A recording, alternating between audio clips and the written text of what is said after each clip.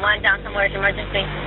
Someone just got shot in the parking lot of the Gables Park 17 in the P1. I don't know, all I heard was screaming and then a loud pop, and then I saw her laying on the floor, and it was like red, like blood coming out of her neck, and her bones on the floor. Okay, where's the lady that was shot? She's in the garage where you have to like have a garage opener to open the door. Can you still see her or no? No, I exited the building. Is anyone with the female that was injured? No. I don't know what happened. Get the tape out of the trunk so it gets any more.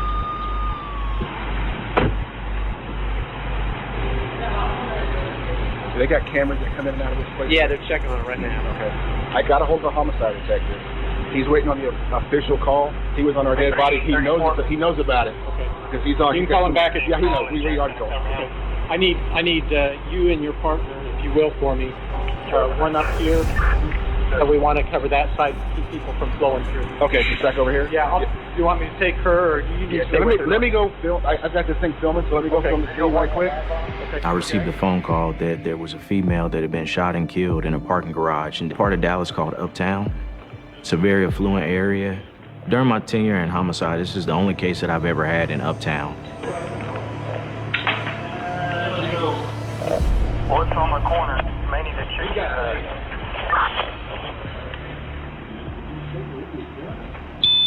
He was sitting right here with her. Watch where you step. Step back over there for me, okay? She was found with the door to her vehicle was open, and it was pretty clear that she had been shot in the head. Next to her body was her cell phone and also a magazine from a handgun. The magazine laying next to the body is not something that we typically see. And so I believe that there was either a struggle or there was something that caused the shooter to leave a little faster than what he wanted to leave, which caused him to drop the magazine. The first thing that stood out to me was that there was no purse inside the vehicle. At the outset of looking into it, it did appear to be a robbery. But again, that was what made it so unusual, because those types of things just have not taken place in that part of town. We ran up the victim's license plate, and the vehicle came back registered to Kendra Hatcher, a pediatric dentist in the Dallas area.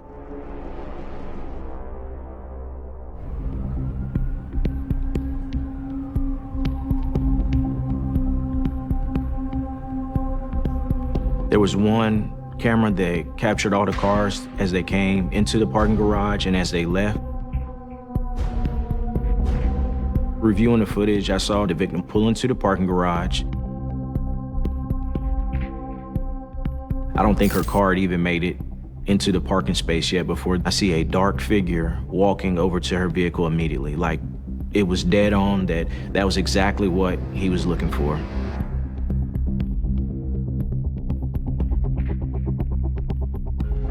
There was a short time frame between when the victim parked her car until the time that she was murdered. So I knew that she was an intended target of the shooting.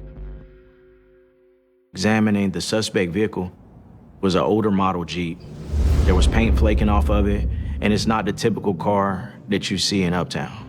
We weren't able to see a license plate, but we took a still photo, kind of examined it, zoomed in, and we were able to determine that it was a female driver and she had brown hair. And I knew that the shooter got out of the passenger side of the vehicle. So there was at least two people in the vehicle. We knew we needed to find the owner of that Jeep, and we felt that the public could help us with that. So we pushed out a still photo on the evening news.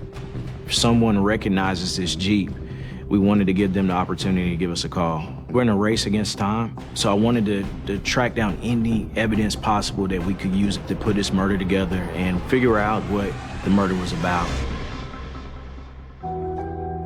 I got a message from one of Kendra's friends. All of a sudden, in one telephone call, boom, your world's upside down.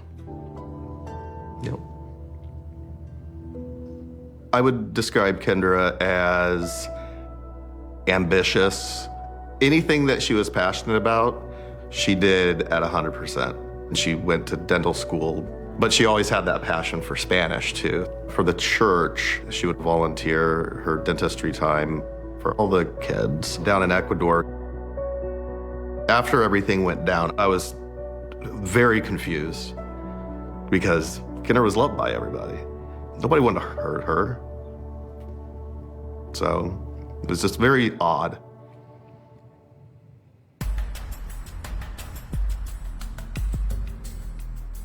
The staff at the apartment complex notified me that Kendra Hatcher, she'd been living at that apartment building for several months. She never had any issues at the building, and she pretty much lived a very quiet life up until this incident. We learned Kendra had a significant other, so I made my way inside the apartment complex office, and I spoke with an individual named Ricardo Paniagua. We found out Dr. Paniagua and Kendra had been dating and pretty much were head over heels for each other. They were making plans to get married and eventually moved to San Francisco. He had no answers as to why someone would want to do this to Kendra. I couldn't see that there was anything that he was trying to mislead me on. He was just more distraught, trying to wrap his brain around the fact that the person he cared about was now dead. So at that point, what I focused on was just trying to figure out who it was that could have wanted the victim dead.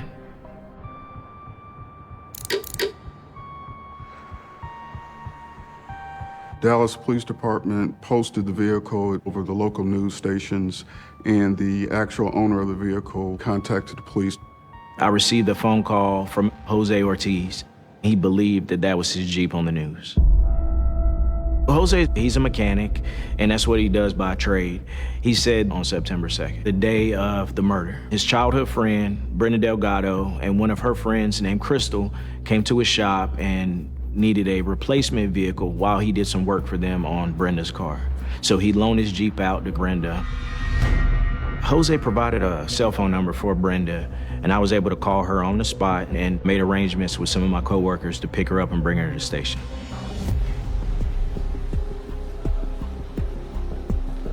There wasn't anything really remarkable about her background. She went to high school here. She enrolled in dental hygienist school. She had never been arrested before, but as I was doing sort of background work, trying to pregame my conversation, Ricardo Paniagua, Kendra's boyfriend, he called me in a panic. He said that he saw the still photo on the news, and the female driving the vehicle had a strong resemblance to his ex-girlfriend, Brenda Delgado. What he told me was that he was in a long, drawn-out relationship with Brenda. They broke it off and several times rekindled the relationship, and things just kind of fizzled out. He told us he just considered her a friend. In fact, the day and night that this happened, one of the first people he called to describe this horrific event or what happened was Brenda Delgado. And obviously her name came up twice at this point. So talking to Brenda was the most important thing in the case.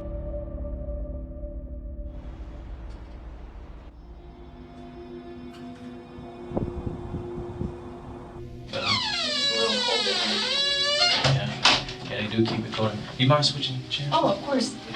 Sorry. Like I said, I appreciate you coming down to talk to me. Yes, sir. Of course. Tell me what I can help with. Okay. Well, I'm working a murder investigation. Your name came up in the investigation. So I wanted to sit down and talk with you and kind of figure out, what's going on and get your version of the events. How did my name come up? I don't... Okay. Yeah. I'll explain all of that to you. Yes, I want to know. I decided to be very direct and upfront with Brenda because I wanted her to know that the situation was serious and I need to get straight to the facts on this case. Kendra Hatcher was killed on Wednesday, September 2nd. She was dating, I think, a guy that you used to date. Mm-hmm. The way that your name came up in the investigation was linked to the vehicle. Mm-hmm. Okay, the Jeep, black Jeep. Do you recognize this vehicle? That vehicle, I think that's my friend Jose's vehicle. Okay. I talked to him earlier today. One of the things that he told me was that you dropped your car off at his shop and that you borrowed a vehicle of his. No, it wasn't me. Well, I definitely talked to Jose, and some things that he said are very different from what you're saying. And my problem is that I believe that that vehicle was used to commit this murder.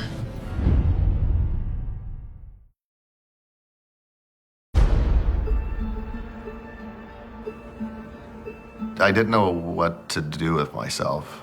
I didn't know if I was supposed to be angry or sad or it's disbelief. It's just that feeling of that your life just completely changed is probably the hardest thing to process.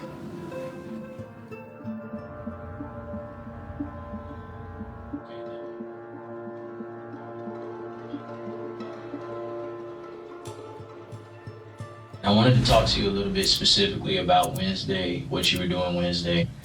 Wednesday, I was in Carrollton. I'm in school. I'm finishing school. Okay. I got a ride to Carrollton. Okay. And I studied from maybe 12 all the way to like about 6. Who gave you a ride? Who gave me a ride? My friend, Crystal. Crystal? Mm-hmm. Okay. Then from Carrollton went to the Chili's off of George Bush. I have the receipt in my bag. I can tell you exactly the time I closed out. Okay. And you said you had the receipt in your bag? Yeah, I can show you. Yeah. Let's get that. The murder took place at the same time. Brenda was at the restaurant. She immediately pulls out the receipt, and it's at the top of her wallet. It's neatly folded. We closed out at 8:57.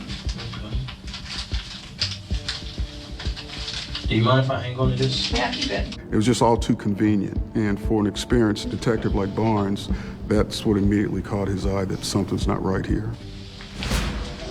You recognize this guy? Yes, Who is that? that's my friend Jose. So Jose said that you dropped your car off at his shop on Wednesday, specifically Wednesday. It was Crystal, my friend Crystal. Okay. So did Crystal borrow a vehicle? Yes, it was Crystal borrowed her vehicle to take me to the library. Okay, so where did Crystal borrow one of his cars? Yes, it was that car. Crystal She borrowed that his Jeep. car. Okay. She got it maybe like around 10:30. You guys go to his shop on the way to Carrollton, Mm-hmm. and you guys borrowed the Jeep. Mm-hmm. She kept the Jeep. Yeah, and then she had to go do some errands with her son and do some other things, and that's all I know. Okay. What's Crystal's last name? Cortez. Okay. Because I got a very different story from Jose. He told me that he was working on a vehicle for you. No. He didn't give me the car, he gave Crystal the car. I asked her, she said that she went to do errands and she went to find parking space and that's it. That's all, and she had her kid with her, that's all. In a parking garage or? Yeah. Are you and Crystal related? No.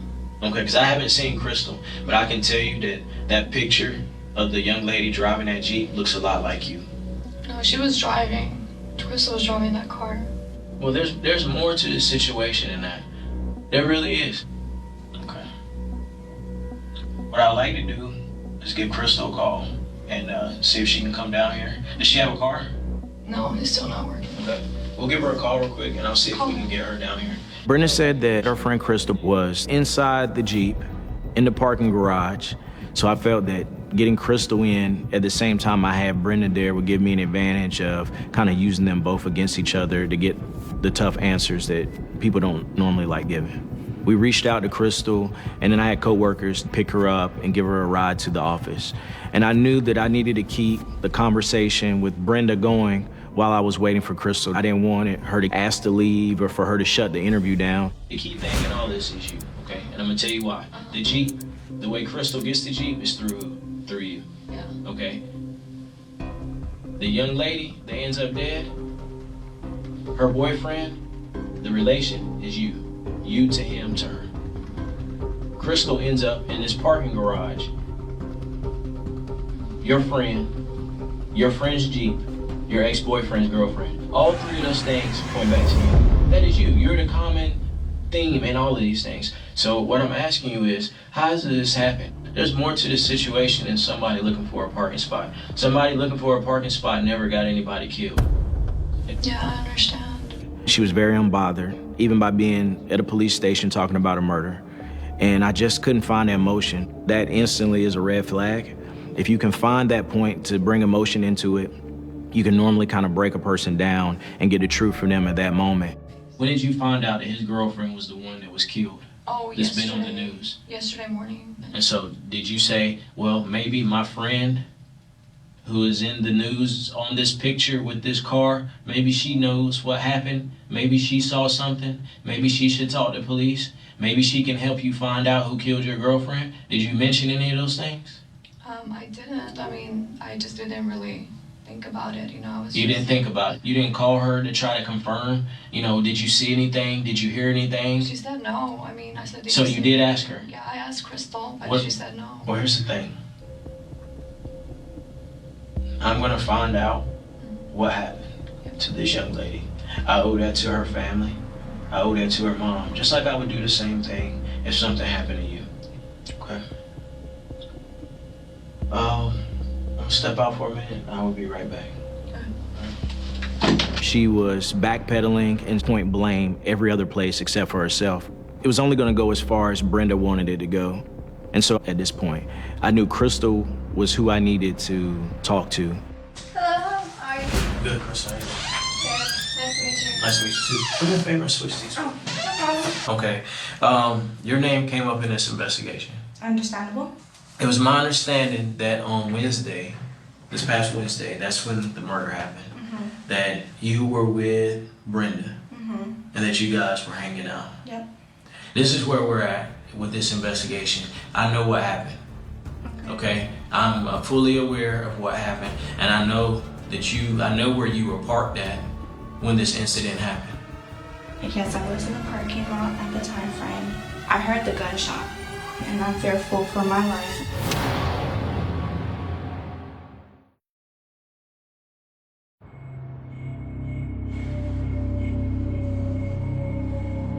Yes, I was in downtown at that time frame. I wasn't parked though. Okay, that is on video. It is on video. Okay, I wasn't parked though. No, that's not gonna work. This vehicle was parked on the first floor going down near the ramp going from P1 to P2. Because I went to P2, but I just came in and out, and honestly, I have my son in there. I did. I don't have anything to hide, honestly. No, that's not gonna work either. I know that what you're telling me is not true. What I'm telling you is that it is captured on video. Right. Okay? Here, I feel like I don't like all this stuff in this room. I moved the table out of the way because I wanted to get more of a personal connection with her. I could see, your leg twitching, or I can see when I ask certain questions, this is what her physical response is. And I didn't want her to feel like she could kind of hide behind the table any longer. Okay, well, tell me what happened. Okay, I'm pulling in the parking lot. And before I pull in, there's a guy with a mask right in front of me. The guy gets in my seat, and he puts the gun right here. My son's in the back. My son is asleep the whole time. The whole time? He's like, don't look at me, don't say anything to me, nothing will happen to you or your kid. So he tells me to go in, go park. So then he gets off and he mugs the girl. I don't know her name, I don't know anything about her. And he comes out and he gets in the back seat and he sits down and he's like, drive, just drive. He says, I know exactly what your tattoos look like. I know if you say anything, I'm gonna come and get you. I booked it and I dropped him off and that was it. I called it a day. I don't want nothing to do with this. What did he look like? He has like medium dreads. It's kind of tall build, skinny, slim. Honestly, I'm willing to take a polygraph. I'm willing to take a polygraph. There's no need for that because you're not telling me the truth. You're not telling me the truth. You want me to believe that some guy hops in your truck and you don't know what's going on. Do you know who that young lady is that got killed? No, I don't. That's Brenda's ex-boyfriend's girlfriend. Okay, and I've been talking to her today before you got down here. You need to tell the truth. I'm telling you the No, truth. you're not. You were inside a vehicle that was used in a murder. Why didn't you call 911 once you found out this happened? Because I didn't know it was on the news until yesterday that I found out. I mean, you knew somebody got shot. I'm scared for my life. I'm telling you right now, I don't believe this bullshit. You're telling me that you pulled in this garage into a cage and to sit here with a guy pointing a gun at you and your baby, and you think I'm gonna believe that? Nobody will believe that. Me or anybody else that hears this. Nobody is gonna believe that. I understand. Young lady, you don't understand. Whoever you're protecting is not more important than your son. That is not a decision I can make for you. Then you need to tell me the truth. Brenda just wanted me to take her purse. That's it. She wanted you to take her purse. She wanted me to do it. $500 just to take her purse. Since I don't have a job, I'm not employed right now. I don't have money. And how does this conversation start? Has she told you about this girl before, or No. about her boyfriend? No. It was like X. That's how she refers to him. X has a girlfriend, and I was like, okay. And she's like, I just want to know more about girlfriend. That's it. She's like, I'll pay $500 to take her purse, and that's it. I said, okay. And then I was like, well, I don't want to do that because I have a kid. She's like, well, we'll pay a guy to come in and take her purse, and then we'll go from there. Where do you find this guy at? Just right there at the B&B pawn shop. There's a pawn shop right there. He's walking. I pull up. Hey, you want to make some You pull up in the parking lot? No, just driving by. You want to make some quick money? He said, yeah.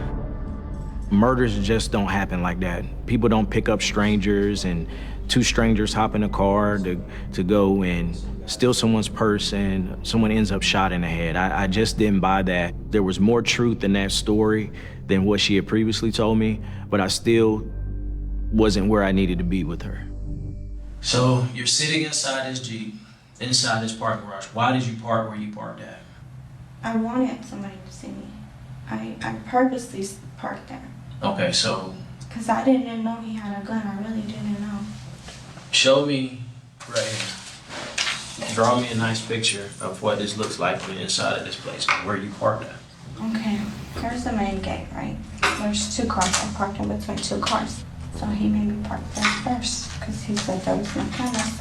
And then I told him it was this and it's a white Toyota. You show up there a little after 7 and you park. You sit there for a while and this car drives in. What do you hear? No, no, no, no. Who's saying no? I think it's the girl, Kendra. And I heard, no, no, no, no, no. That was it. I didn't see how, where, what. I didn't know. I really didn't know he had a gun. He was just supposed to go in, get her purse, and we were supposed to leave. Okay. When you asked the guy why did he shoot her, what did he say?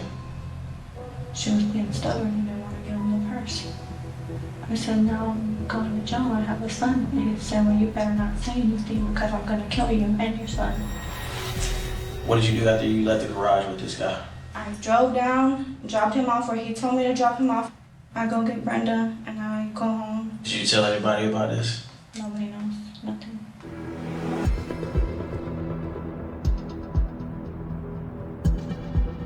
At that point, she just owned up to everything that had happened and her part in it. They have her in the vehicle. You can clearly see her. And that's enough probable cause for an arrest. The information Crystal was able to provide for me basically gave me the foundation for the investigation, and that Brenda was the mastermind.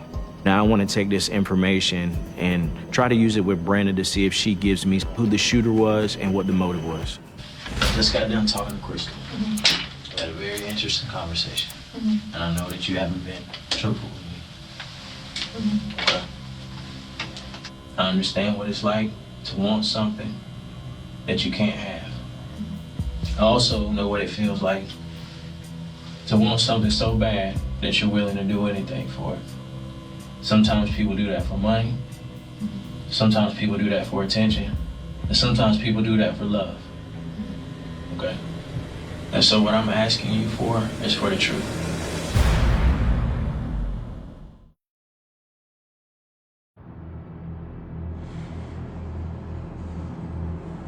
I mean, that's the truth. I was not driving. Do you really expect for me or for anybody else to believe that this girl is dating this guy that you're still in love with, is probably gonna marry this guy that you're still in love with? Do you expect the world to believe that you had nothing to do with this? That you didn't have anything at all, even though you made an arrangement for this young lady to get in this vehicle? You set that up. Crystal, she's got a very good description of how she ended up in that car and how she ended up in that garage that belongs to this young lady that's dating your ex-boyfriend, that you still talk to all the time, that you still converse with and share moments with. Yes. And it's not gonna take people a whole lot. This isn't rocket science. People will put this together very fast. That's why I'm asking you, why? I'm telling you, there is no plan, there's nothing, there's no motive, I have no reason. Oh, there's plenty of motive. There's plenty of motive. You cannot have him as long as she's alive. Everybody has feelings and everybody has a point where they break. Everybody has a wall. And that's what I think happened. No, I mean, like I'm saying, it was just very casual. Casual doesn't end up with somebody dead. No, absolutely not. So why do you want his girlfriend dead? I don't. I didn't even know who he was seeing. I don't even know who he was dating. Okay. You don't know. You don't know. Give me a second. Can I just get my attorney at this time? Because I don't think I just need my attorney because you're not understanding me. You can have your attorney. You can have your attorney, that's fine. So you're terminating this interview? Yeah, I need my attorney because I'm done. I'm tired and I just need my attorney too. Okay. All right. We were unable to charge her with murder at the time. We didn't have enough solid evidence, but Brenda had a couple of unpaid traffic tickets that had turned into warrants, and we decided to arrest her for her unpaid traffic tickets. We decided that she needed to go to jail, and that was all we could do at the time.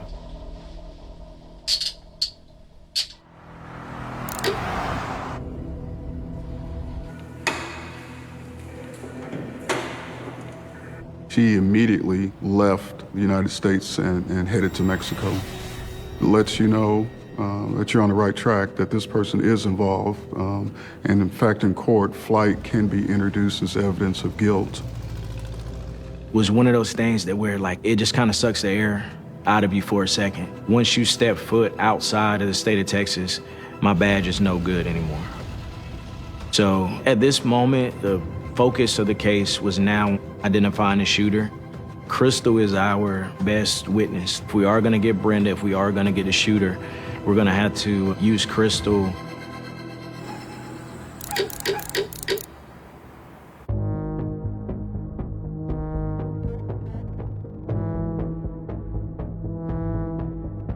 Crystal did a sketch. What did he look like? He has like medium dreads. It's kind of tall, built, skinny, slim. Crystal had also described the shooter having a scar on his hand. You want all the individuals that are involved in the offense, but almost certainly the person that had no qualms about getting out of a car and just shooting someone in the head, you're gonna want to get that person and get that person off the street.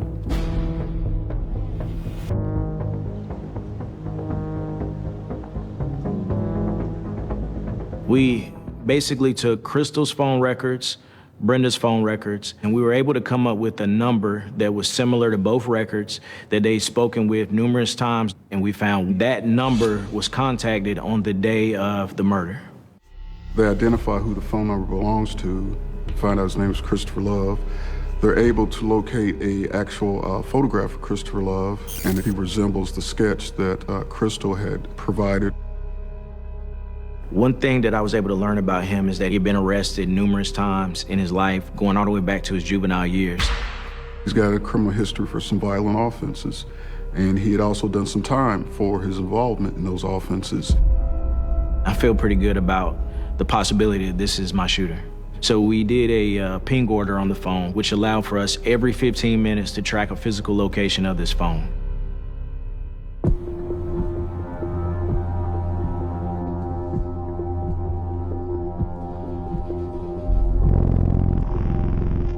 The FBI noticed that the coordinates of the phone started moving at the same time a blue Chrysler Sebring was driving out of the parking lot. The FBI followed the blue Chrysler Sebring, and once an individual got out of the car, they made contact with him, and the individual was named Christopher Love. Outside of his physical appearance and similarity to the sketch, he also was in possession of this cell phone that had been in contact with Brenda and Crystal also on the day of the murder.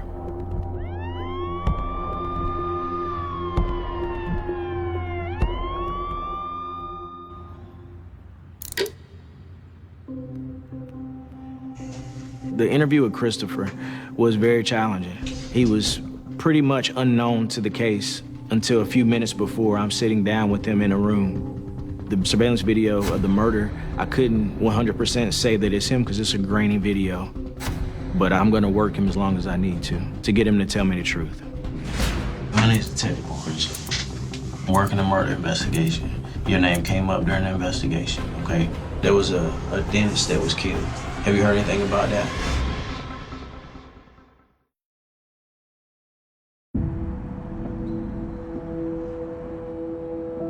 And so I need to speak with you in regards to this murder.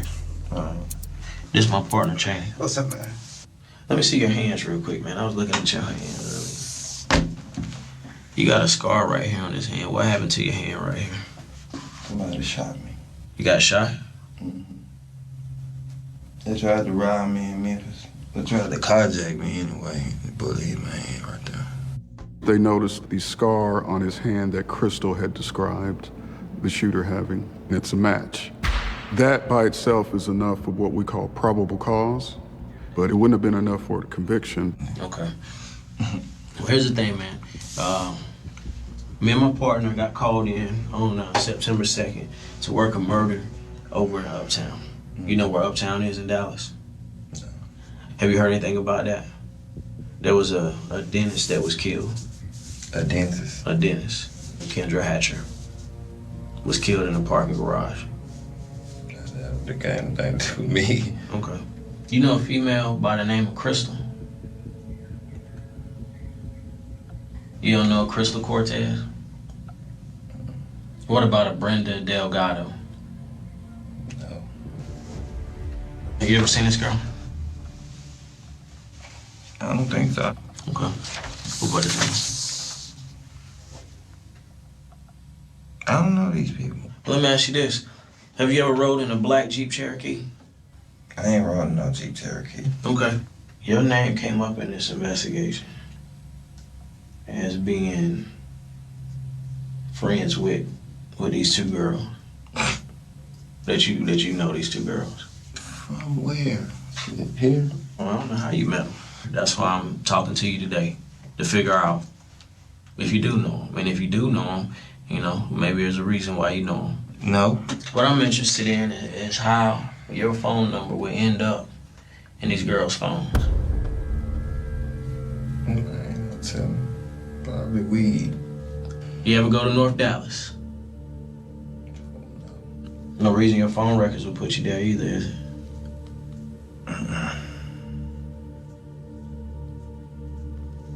Dallas people is crazy, man. Why you say that? Because of this. This is crazy right here. What's crazy? What's crazy about it? And I'm sitting in a homicide officer named this. Well, we got to clean this up, man.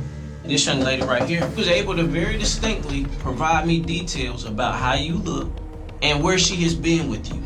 Now, for her not to know you, she pulling a lot of damn details out of nowhere. I understand that.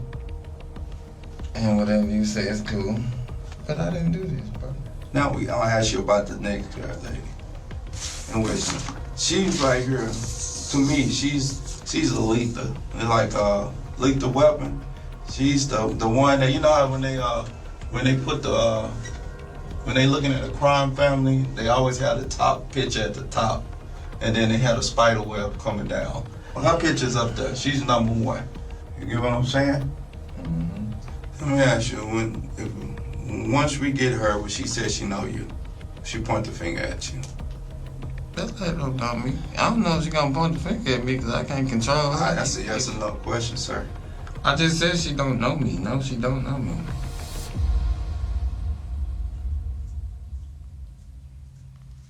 Can I get something to drink?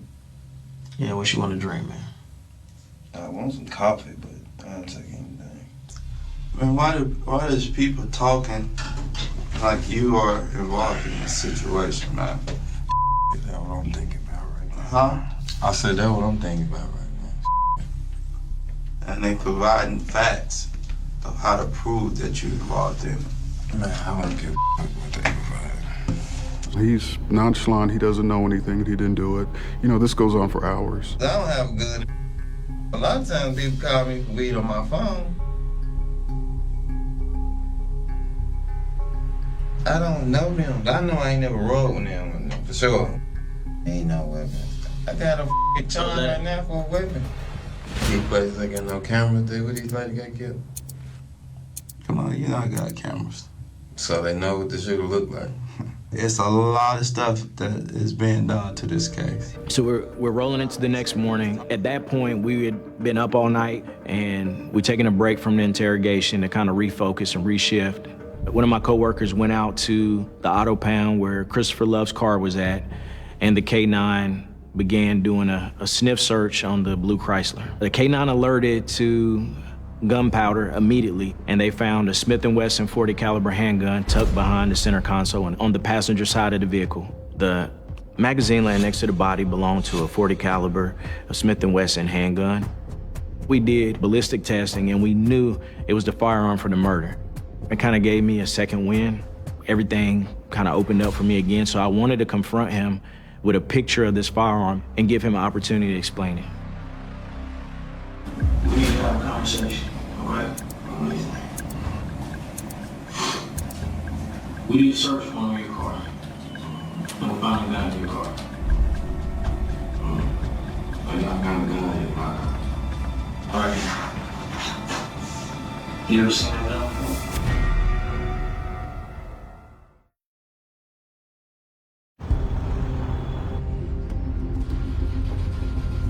Who's got that?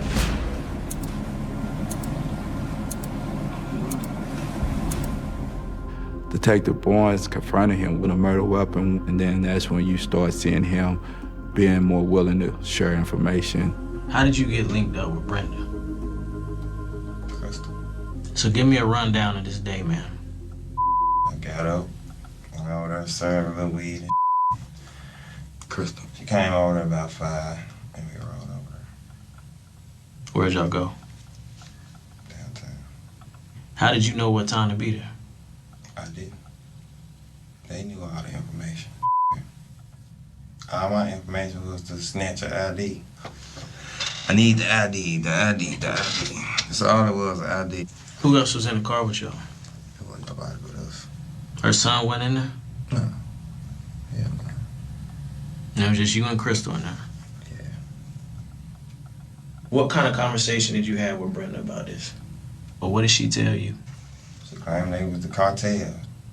It was just like, go take this for the cartel and I'm gonna pay you. And she told you she was from the cartel? Yeah. And Christopher is told that Brenda Delgado is with the cartel, and if he agrees to do this, she'll make sure that he has enough cocaine to sell for as long as he wants to sell cocaine. So in his mind, this is his way to go from being a small-time drug dealer to a big-time drug dealer. So he agrees to do it. When y'all going to get Brenda? We're gonna work on getting Brenda, man. Cause she the f***ing puzzle y'all, the top of the puzzle y'all need. Well, I mean, we're gonna go get her. You can promise that. You can be promised. Yeah, they been doing it, planning it or whatever they was doing. Whatever happened a couple months ago, 3-4 months ago. They've been watching this lady for 3-4 months. Yeah, they ran some game on you. The girl that got killed was Brenda's ex-boyfriend's new girlfriend. Brenda's? Yeah. She didn't have nothing to do with any cartel. She was just a dentist. They go to work every day, just a regular person. Fake ass mother cartel leader, some fake ass. Fuck they need to go to jail with me. No, I'm going to jail. They might as well go to. Okay, well, I'm gonna go knock this paperwork out.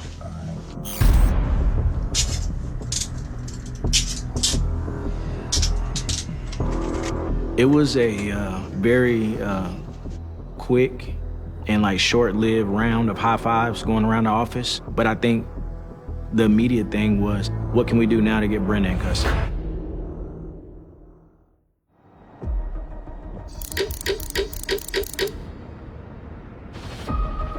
Brenda Delgado did not pull the trigger, but police say she planned and paid for others to carry out the heinous crime.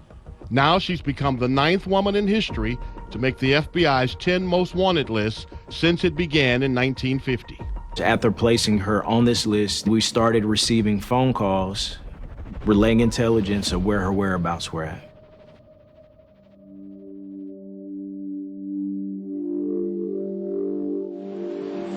Did you kill that?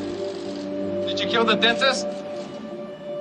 When I found out she was captured, there was a lady that was sitting next to me, a complete random stranger. I explained everything, and I was like, can I have a hug? She's like, yeah, I gave him a big hug. And so yeah, overwhelming feelings of joy.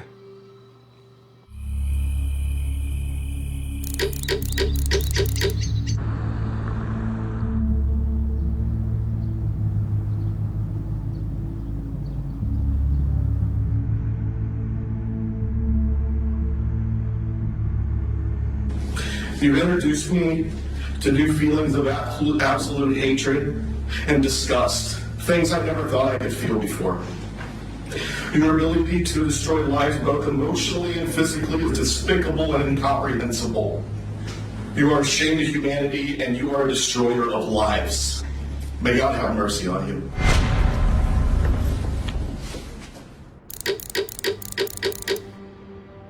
We tried Brenda's case 8 months later. Jury was only out 20 minutes before they came back with a guilty verdict. For capital murder, she received a life without parole.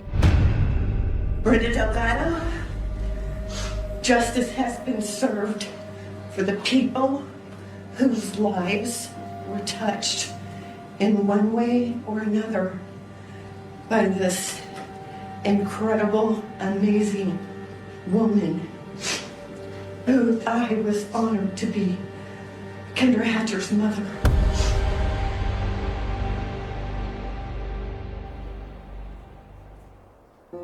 There is no reason in the world that that young lady should be dead. None. She's completely innocent victim. That makes it even more ridiculous for this to have taken place. After Brenda was found guilty, me and my family were at the hotel, and there's this big rainbow that's like filling up the Dallas sky. I can feel that she's kind of my guardian angel. I want people to know that when they do come across somebody like Kendra, to really cherish it. If it is true that the good die young, then make every moment count.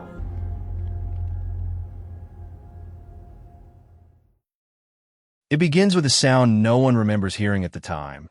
A sound swallowed by distance and routine, a sound that only gains meaning years later when silence starts asking questions of its own. In the Arizona desert, silence is never empty. It presses down, it watches, it waits. In 1999, that silence wrapped itself around a quiet neighborhood on the edge of town, a place where porch lights glowed like small promises and everyone believed they knew the shape of safety. They didn't hear the moment, everything shifted. They only felt it later, when one absence refused to be explained. The night, air was still warm, holding on to the day's heat as if unwilling to let go. A car passed. A dog barked once, then stopped. Somewhere inside a modest home, a television murmured, casting blue shadows across the walls. By morning, the house would feel different. Not broken into, not disturbed, just wrong. The kind of wrong that doesn't announce itself with shattered glass or sirens, but with a door left unlocked and a routine interrupted. The call came in just after sunrise. Missing person, adult, no immediate signs of foul play. The words sounded ordinary over the radio, filed into the same mental category as dozens of others. Officers arrived expecting confusion, maybe a misunderstanding, maybe someone who'd left early without saying goodbye. What they found instead was a space that felt paused, as if time had hesitated mid-breath. Coffee untouched, keys where they shouldn't be, a sense that the story had skipped a page. Neighbors gathered in cautious clusters, speaking in lowered voices, offering details that felt useless even as they said them. They'd seen nothing, heard nothing. Everything had seemed normal. In Arizona, normal has a way of becoming a shield, a way for danger to pass unnoticed beneath the blinding sun. Investigators walked the perimeter, eyes adjusting not to darkness, but to glare. The desert doesn't hide evidence easily. It erases it. By noon, the word cold case had not been spoken, but its shadow was already there, stretching long and thin behind every unanswered question. The missing person's name appeared on a whiteboard, underlined once, then twice. Family members sat rigid in plastic chairs, replaying the last conversation in their minds, searching for a note of urgency they might have missed. Shock does not scream at first. It goes quiet. It listens. Search teams moved out, combing arroyos and scrubland, scanning the endless geometry of sand and rock. Helicopters traced slow circles overhead, their blades chopping the air into nervous fragments. Nothing surfaced. No footprints that could be trusted. No clear direction of travel. The desert offered only its vast indifference. Investigators began building a timeline, a fragile thing held together by assumptions and approximations. Last seen here, last heard from there. The spaces in between refused to cooperate. Friends were interviewed, then re-interviewed. Coworkers described routines that sounded too predictable to be dangerous. There was no obvious enemy, no public argument, no dramatic warning sign.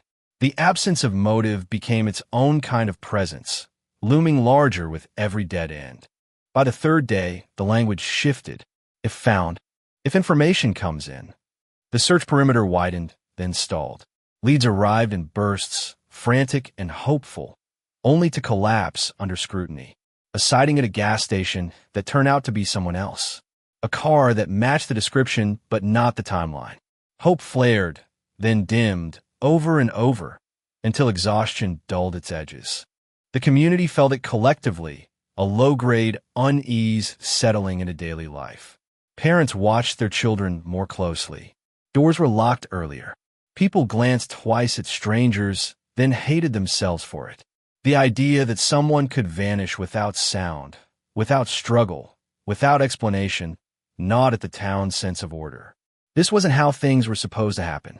Weeks passed, then months. The case file thickened, paper stacking on paper, facts pressed flat and cataloged. Evidence, such as it was, sat sealed in bags, labeled carefully, treated with a reverence born from uncertainty. A few items stood out, not because they screamed guilt, but because they refused to be ignored. A mark here, a trace there, details too small to command attention, too strange to discard. They were logged, stored, and eventually forgotten. The investigation slowed, not from lack of care, but from lack of traction. Resources shifted. New cases demanded attention, each one urgent in its own way. The missing person's name slid lower on the board, then disappeared altogether, replaced by fresher ink. This is how cold cases are born, not in a single moment of defeat, but in a gradual drift away from certainty. Families learned a new vocabulary. No updates. Still looking. Following all leads. The words lost meaning through repetition, becoming sounds rather than promises. Birthdays passed. Holidays arrived with empty chairs and unanswered toasts. Grief hardened into something heavier, something that didn't move easily. In the absence of answers, imagination filled the void, often cruelly. Years later, a new generation of investigators would open the file and feel the same chill their predecessors had felt, the sense that something fundamental was missing. They would read transcripts and margins notes, trying to hear urgency in old voices, trying to see the moment where everything might have gone differently. They would circle the same facts, ask the same questions, and arrive at the same walls. The desert kept its secrets well. Sunlight bleached surfaces clean. Wind rearranged the landscape daily. Time did the rest. Evidence aged. Witness memories blurred, then cracked.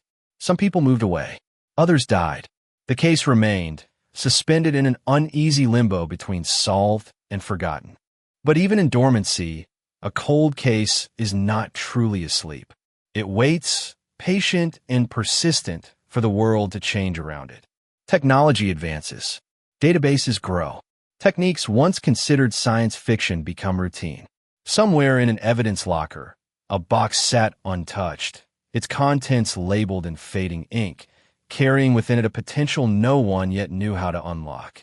The phrase cold case finally entered official language, typed into reports, spoken in meetings with a resigned familiarity. It became shorthand for frustration, for the limits of what could be known. Yet for the family, it meant something else entirely. It meant time stretching without closure, hope reshaping itself into endurance. Then, quietly, without ceremony, the past stirred.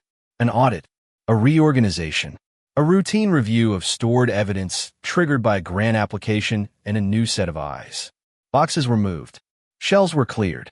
Items once deemed inconclusive were re-examined under standards that did not exist in 1999. The process was slow, methodical, almost boring. That was its strength.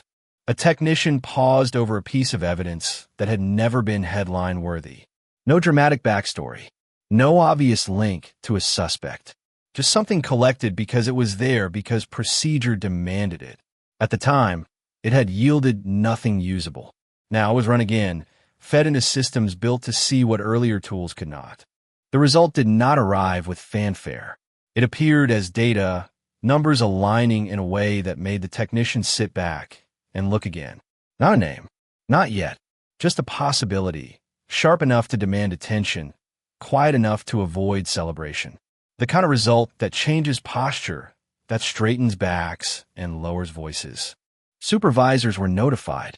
The case number resurfaced. Meetings were scheduled behind closed doors.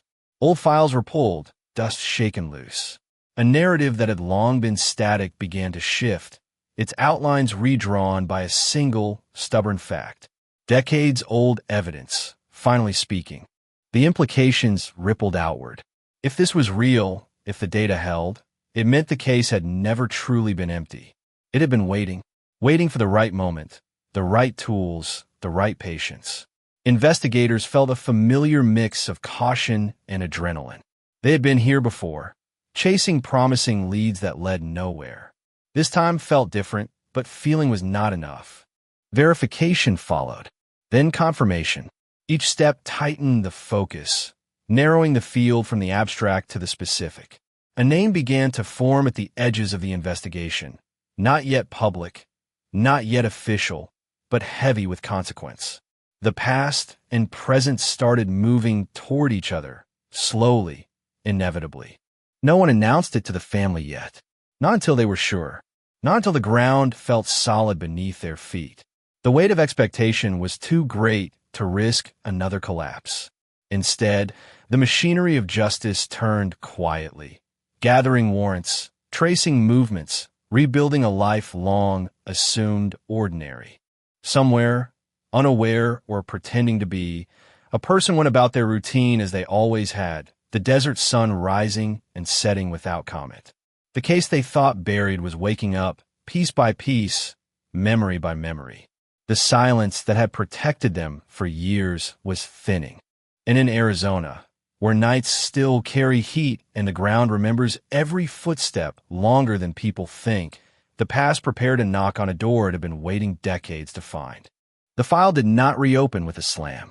It opened with a whisper, the soft scrape of cardboard against metal as an evidence box was pulled from a shelf that had not been disturbed in years.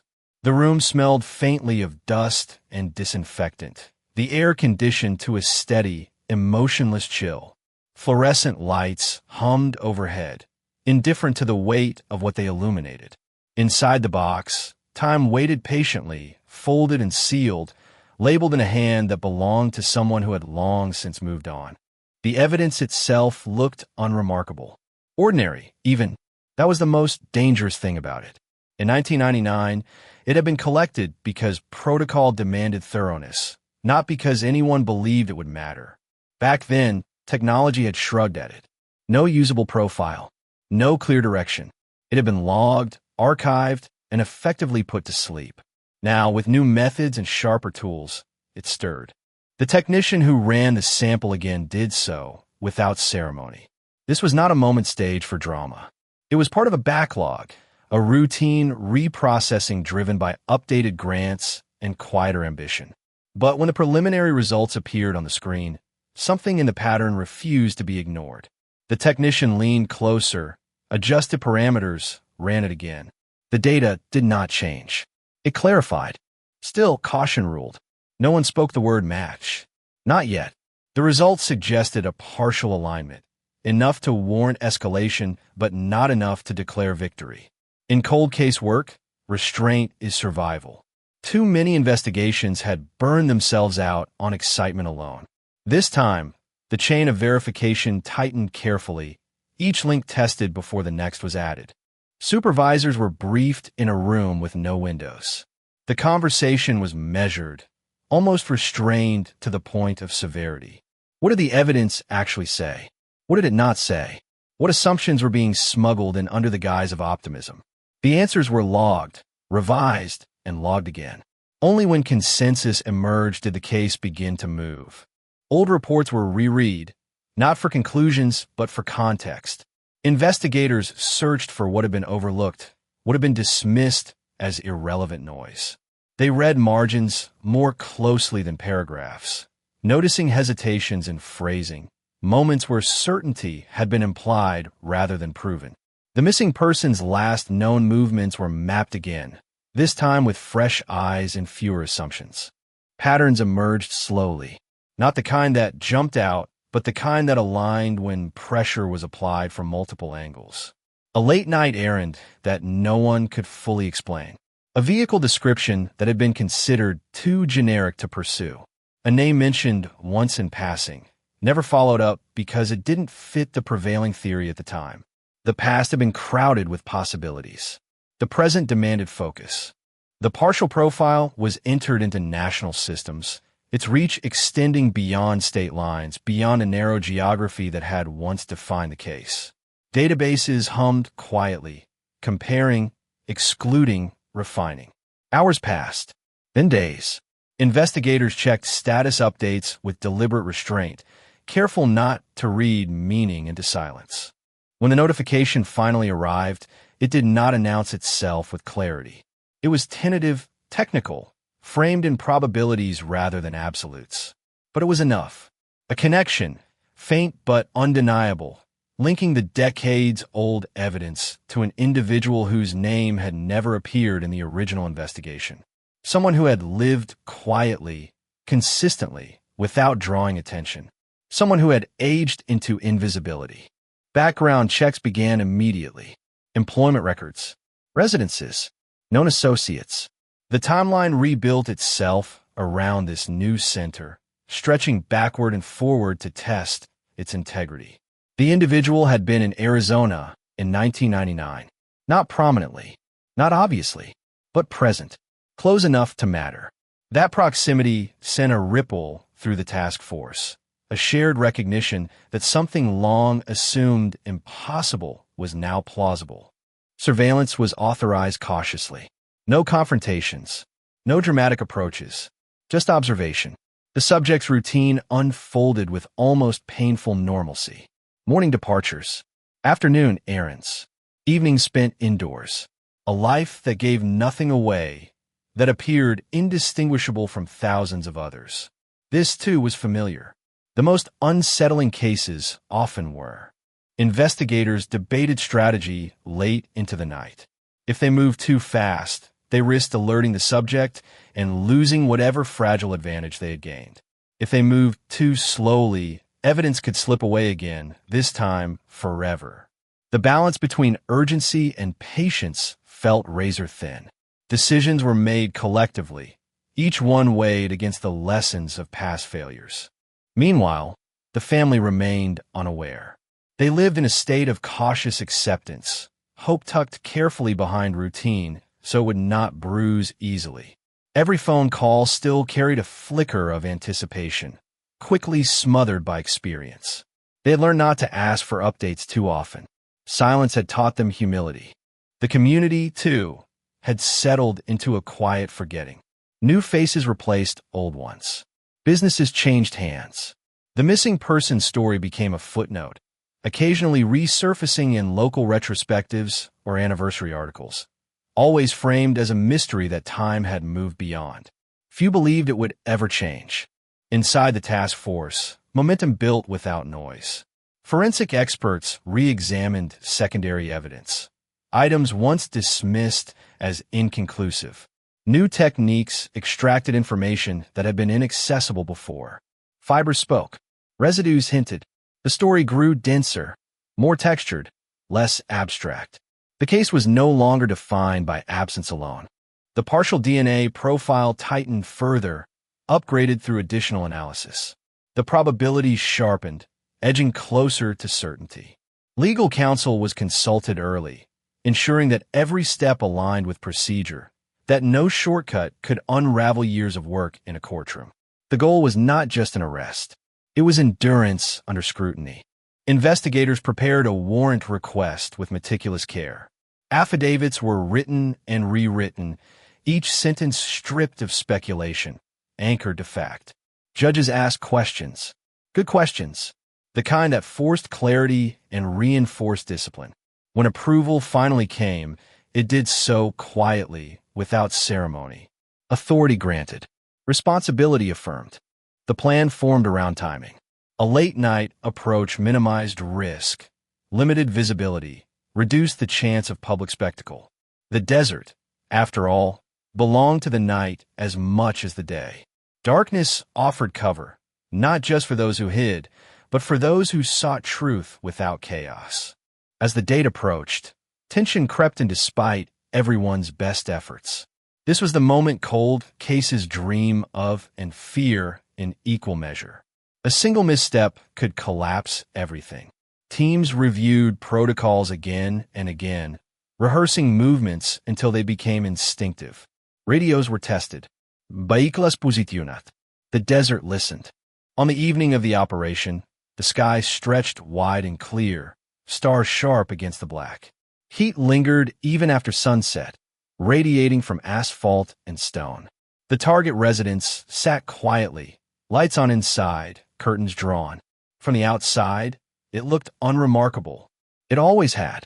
Officers moved into place with practiced silence. No sirens, no shouting, just the soft coordination of people who understood the stakes. When a knock finally came, it was firm, unmistakable, a sound that cut through decades of assumed safety. Inside, movement paused. Time held its breath. The door opened. Faces met under harsh porch light. Surprise flickered, then something harder to read. Officers identified themselves, voices steady, controlled. The warrant was presented. Words like evidence and investigation hung in the air, heavy with implication. The subject listened, expression carefully neutral. As the search began, the house revealed itself slowly. Rooms examined, drawers opened, items cataloged. Each discovery was treated with the same caution, the same neutrality. No conclusions yet, just facts gathered one by one. The past did not give up its secrets easily. It had learned patience. Outside, the neighborhood slept on, unaware that history was being disturbed just beyond its windows. No cameras, no crowds, just the quiet execution of a plan years in the making. The late-night raid did not feel triumphant. It felt precise, necessary. Evidence was secured. The subject was escorted out, hands restrained, posture rigid. No speech, no outburst, just compliance. The desert swallowed the sound of the car doors closing, the engine pulling away. By morning, rumors would spread. By evening, headlines would follow. But in that moment, there was only process. Back at headquarters, the evidence was logged, sealed, and sent for immediate analysis. The team waited again, this time with a different kind of tension. Not the hollow waiting of ignorance, but the sharp waiting of proximity. Answers were closer now than they had ever been. For the family, the call would come soon. Carefully, gently. No promises yet, but acknowledgement that something had changed. That the silence they had lived with for so long was finally breaking, not with noise, but with direction. The Arizona night faded into early morning. The desert cooled, briefly, somewhere between the evidence locker and the lab, between the past and the present. The case crossed a threshold it could never uncross. The cold case was no longer asleep. It was awake, and it was moving forward. Morning arrived without ceremony, pale light creeping across the desert, as if nothing extraordinary had happened overnight. Cars moved along familiar routes. Coffee brewed. Radios murmured headlines that did not yet know what to say. But inside the task force headquarters, the air felt denser, charged with the kind of anticipation that refuses to settle. The late-night raid was over. The waiting had changed shape. Evidence moved through the building like a silent procession. Each item sealed, labeled, logged, its journey tracked with obsessive care. This was no longer the evidence of a cold case abandoned to time. This was live material now, fragile and volatile, capable of collapsing an entire narrative if mishandled. Hands gloved, voices low, procedures followed to the letter. No one rushed. The subject sat alone in an interview room, posture rigid, eyes fixed on a spot just above the table. The walls were bare, intentionally neutral, designed to offer no comfort and no threat. Time stretched. Investigators let it. Silence, when used correctly, becomes its own instrument. The subject had lived decades without answering questions about 1999. A few more hours would not hurt. In another part of the building, analysts rebuilt the timeline again, now with the subject firmly placed inside it. Movements were plotted against phone records, employment schedules, traffic patterns from an era before GPS tracked every turn. It was painstaking work reconstructing a world that no longer existed. But the pieces began to fit with unsettling ease. Gaps that had once felt inexplicable now looked deliberate. The lab updates came in stages. Preliminary confirmations first, cautious and technical, language-heavy with qualifiers. The DNA profile extracted from the decades-old evidence aligned far beyond coincidence. Probability climbed. Confidence followed, reluctantly at first, then with growing assurance. The numbers told a story that no witness ever had. They spoke of contact, of proximity, of truth preserved longer than memory. Legal counsel reviewed everything in parallel, stress-testing the case before it ever reached a courtroom. Could the evidence survive cross-examination? Had every procedure been followed precisely? Were there vulnerabilities buried in the long history of the investigation? Old mistakes resurfaced under scrutiny, but none fatal. The case had aged, but it had not rotted. The interview began without drama. Names were exchanged. Rights read aloud in a voice deliberately calm. The subject listened, nodding slightly, saying little. Questions started broadly, innocently, circling rather than striking. Investigators did not challenge immediately. They let the subject talk, to build rhythm, to reveal patterns. Details emerged that matched records too closely to be accidental. Others drifted, vague where specificity would have been expected. The contrast was noted. Silence returned often, pressing in on the subject, forcing them to fill it or sit with it. Outside the room, the task force monitored, listening through glass and wire, exchanging glances rather than words. This was not about a confession. Meanwhile, the family received the call they had been conditioned never to expect. The voice on the other end was careful, controlled, carrying weight without false hope. The case had progressed. A suspect was in custody. There were no promises yet, but the silence had been broken. The words landed unevenly, shock and relief colliding in ways that defied language. For a moment, time folded in on itself, past grief meeting present possibility. News did not travel instantly. The task force held the information close, aware of how quickly speculation could poison progress. But whispers began anyway, leaking through courthouse corridors and police scanners. By afternoon, a local reporter had pieced together enough to start asking questions. Calls went unanswered. Statements were deferred. Control mattered, now more than ever. In the lab, final confirmation arrived with clinical bluntness. The match crossed the threshold from probable to definitive. The decades-old evidence had found its owner. There was no longer room for ambiguity. The numbers aligned with unforgiving precision. Science had spoken, not loudly, but clearly. The interview room felt smaller when investigators returned. The tone shifted subtly, not aggressive but firm. Evidence was introduced carefully, one piece at a time, not as accusation, but as fact. The subject's breathing changed.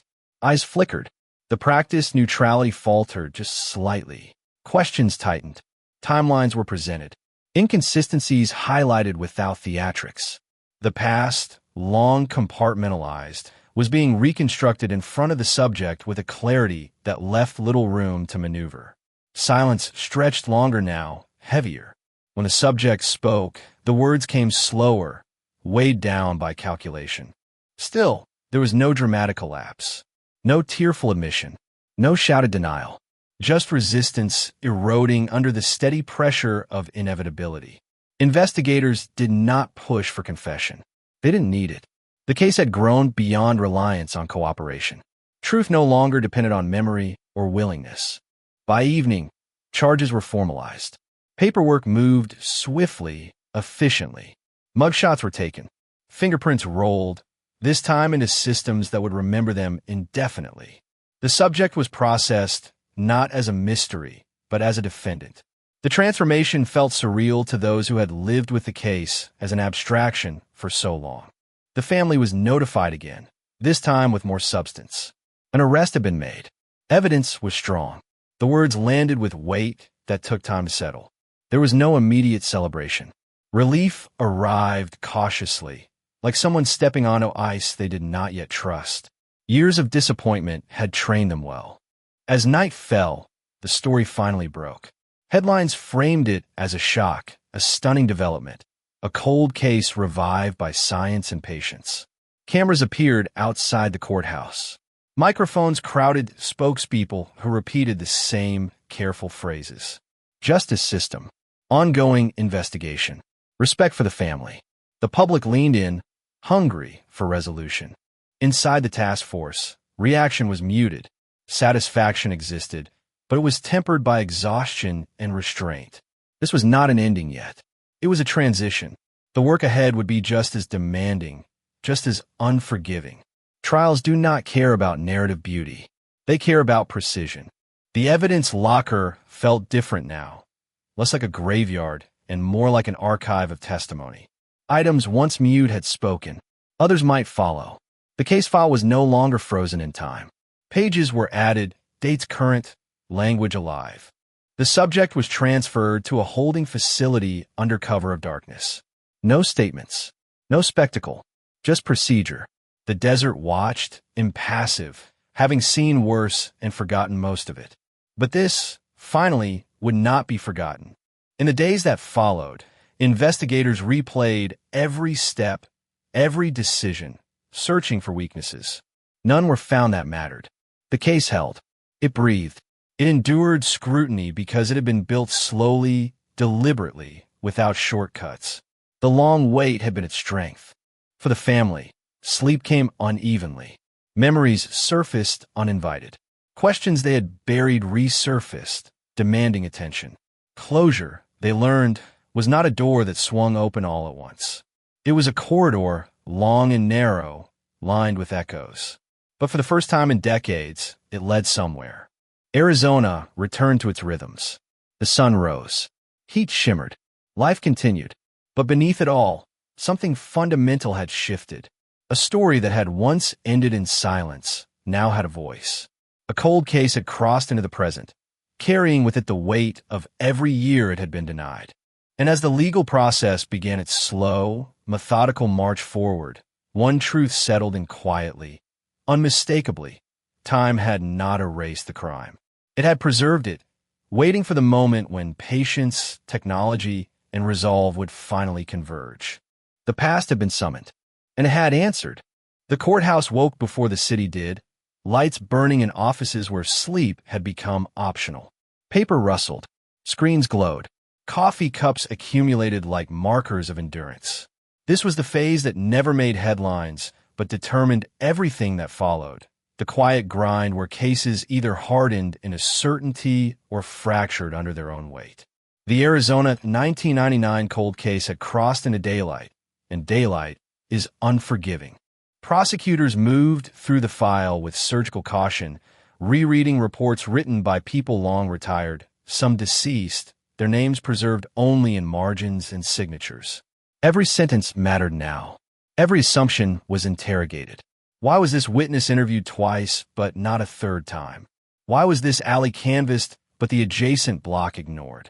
The answers were sometimes unsatisfying, sometimes mundane, sometimes damning, but they were all recorded. Transparency would be the shield. The defense team assembled just as methodically, pulling apart the narrative with practiced skepticism. Decades-old evidence invites doubt by default. Memories fade. Protocols evolve. Juries distrust the past when it conflicts with the present. That doubt would be their terrain, and they prepared to cultivate it carefully, planting questions where certainty appeared strongest. In a holding facility, the defendant adjusted to confinement with an unsettling calm. Routine asserted itself quickly. Meals arrived at fixed times. Lights dimmed on schedule. The world reduced itself to concrete, steel, and measured silence. This was not panic. This was adaptation. People who live with secrets for decades often know how to compartmentalize. It had been survival once. Now it was habit. Investigators returned to the neighborhood where it had begun, not for answers, but for context. Streets had been repaved, houses renovated or replaced, trees grown tall where there had once been bare dirt. But the geometry remained. Distances still mattered. Sightlines still told stories. They stood where witnesses had stood, trying to see what had been seen, trying to hear what had been missed. Neighbors remembered fragments, not events. A sound, a light, a sense that something had been off but unremarkable enough to ignore. Those fragments had once been dismissed as noise. Now they were reevaluated, not as proof, but as texture.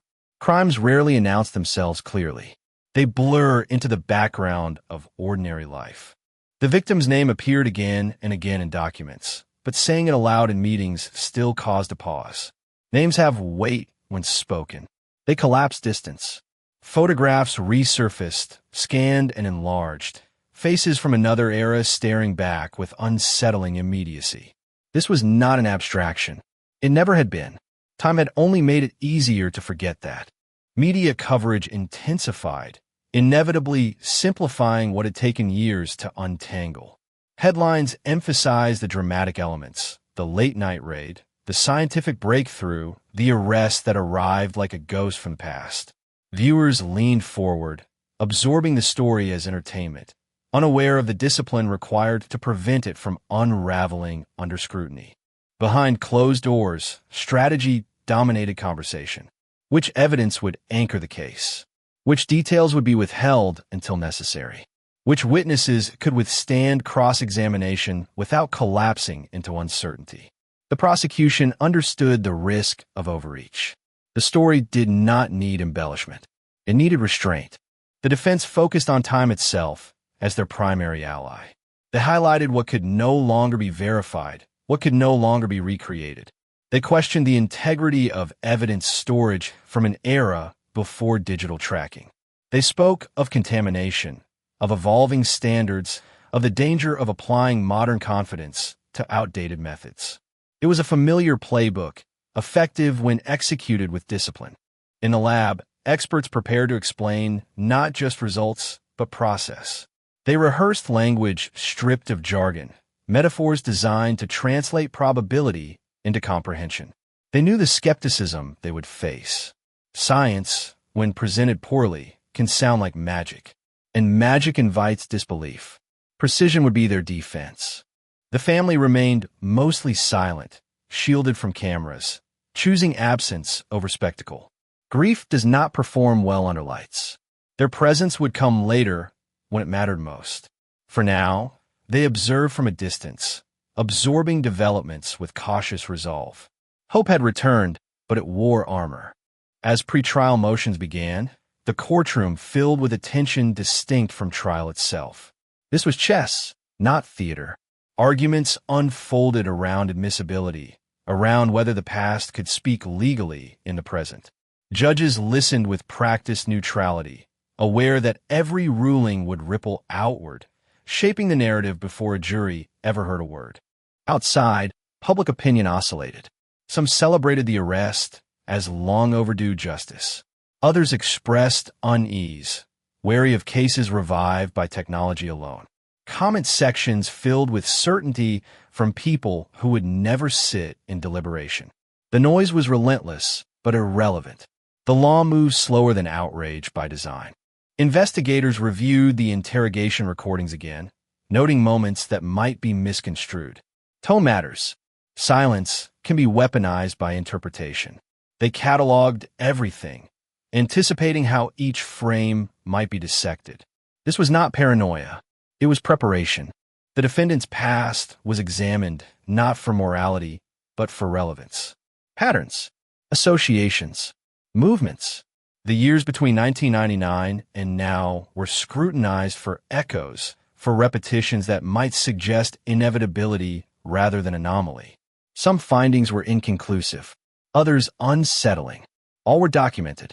In the weeks that followed, the case matured, shedding the volatility of its arrest phase. Emotions cooled. Facts hardened.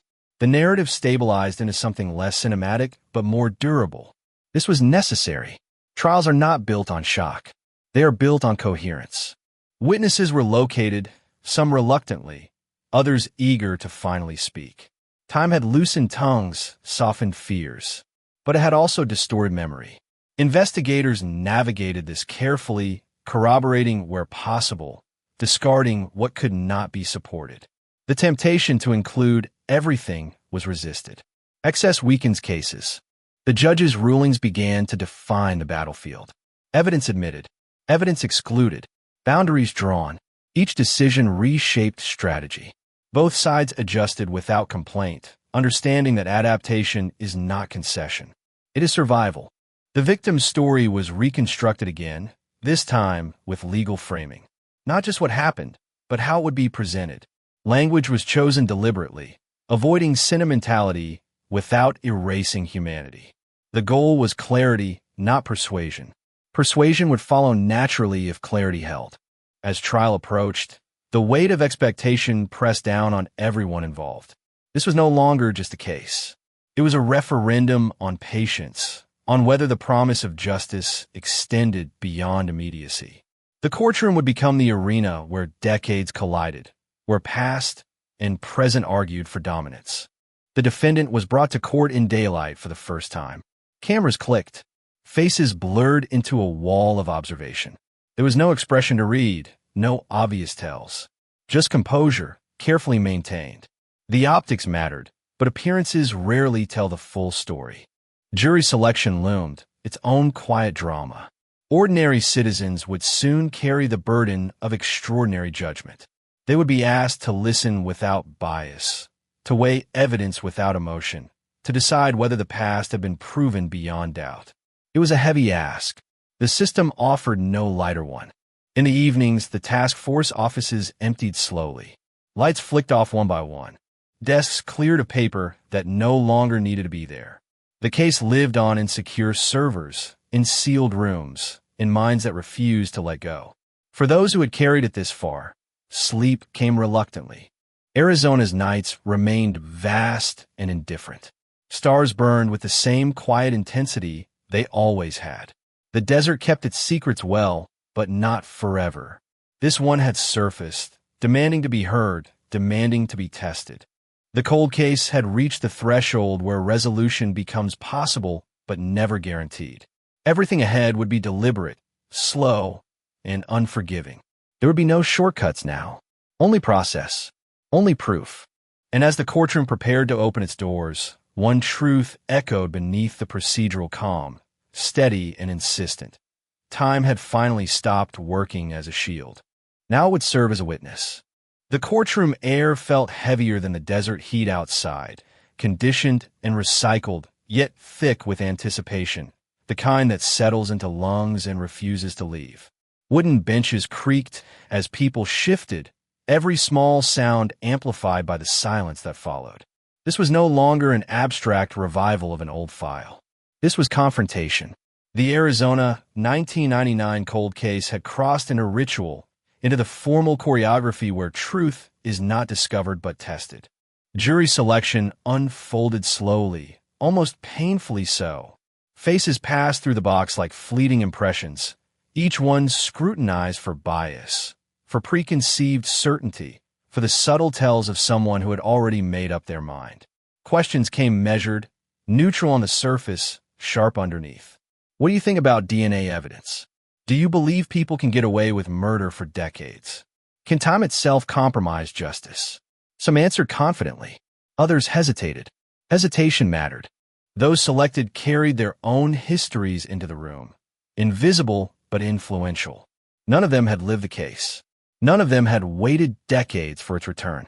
And yet, soon, they would hold its weight entirely. When the last juror was seated, the room shifted, as if acknowledging a point of no return. Opening statements were restrained, almost austere. The prosecution did not raise their voice. They did not promise drama. They spoke of patience, of persistence, of a crime that refused to disappear despite years of silence. They framed the story as a long arc bending toward accountability, guided not by luck, but by method. The phrase cold case, the defense responded with equal calm, emphasizing caution. They spoke of memory's fragility, of evolving science, of the danger of certainty built on fragments. They warned against narrative seduction, against allowing modern confidence to overwrite historical doubt. They did not deny tragedy. They questioned conclusiveness. It was a subtle line, carefully walked. As testimony began, the case unfolded not chronologically, but deliberately. First came the scene, reconstructed through words and images. Grainy photographs filled screens, edges blurred by age, yet still potent. The alleyway, the shadows, the position of the body. Jurors leaned forward, absorbing details that had once been overlooked because there were too many of them and no clear direction. Officers who had responded that night took the stand, their voices aged but steady. They described what they saw, what they smelled, what they felt. They spoke of confusion, of urgency, of decisions made quickly with limited information. They acknowledged mistakes without defensiveness. Honesty, even when imperfect, carries its own credibility. The forensic testimony followed, bridging eras. Experts explained how evidence had been collected under protocols that were standard at the time, careful to neither excuse nor condemn the past. They outlined how that same evidence had been preserved, forgotten, rediscovered. Each step was mapped, each transfer accounted for. Gaps were acknowledged openly, not hidden. When DNA entered the narrative, the room sharpened. Jurors listened with renewed focus as probabilities were translated into plain language. Not absolutes, not magic. Ratios, likelihoods, context. The prosecution emphasized convergence, not reliance on a single strand. The defense countered with questions about contamination, about lab practices decades apart, about assumptions built into interpretation. Cross-examinations were meticulous, sometimes relentless. Experts were pressed to explain margins of error, to admit what science could not say. They did so without hesitation. Certainty was never claimed. Confidence was earned through transparency. The courtroom respected that, even when it complicated the story. Then came the witnesses who had lived near the crime, whose lives had brushed against it briefly before moving on. Their memories arrived fragmented, colored by time. A sound remembered as louder than it likely was. A face described vaguely, then more vaguely still. The defense highlighted inconsistencies. The prosecution contextualized them. Both were correct. Memory is neither enemy nor ally. It is evidence that must be handled gently. The defendant watched without reaction, eyes forward, posture composed. When his name was spoken, it carried decades of distance, now collapsing into immediacy. Jurors glanced at him, trying to reconcile the quiet figure before them with the violence described. It is an uncomfortable exercise, one the justice system requires without apology. Midway through the proceedings, tensions surfaced more visibly. Objections sharpened. Judges ruled swiftly, reminding both sides of boundaries. The jury was excused more frequently, their absence allowing arguments to surface that could not be heard publicly. These moments revealed the stakes more clearly than any testimony. Outside the courtroom, media trucks idled, reporters rehearsing summaries for broadcasts that would inevitably simplify complexity into digestible arcs. Inside, nuance ruled. Hours passed without resolution, without revelation. This was not entertainment. This was endurance. The victim's family entered the courtroom quietly one morning, their presence shifting the emotional gravity of the space. They did not sit together. They did not display outward emotion. Their restraint spoke louder than grief ever could. Jurors noticed. Everyone did. As the prosecution built toward its center, the narrative tightened. Threads introduced earlier converged. Locations aligned with timelines. Scientific results echoed circumstantial details. No single piece demanded belief. Together, they formed a structure difficult to ignore. The defense responded by isolating those pieces again, challenging the joints, testing whether the structure could stand when pressure was applied. When the defendant took the stand, the room held its breath without realizing it. His voice was controlled, measured, practiced. He spoke of routine, of forgettable days, of an inability to recall specifics from so long ago. He denied involvement without embellishment. The defense let silence do much of the work. Cross-examination was surgical. Questions narrowed. Timelines tightened. Small discrepancies were exposed, not dramatically, but persistently. The defendant maintained composure, but something shifted. Not guilt, strain. The effort of sustaining a narrative under precision is exhausting.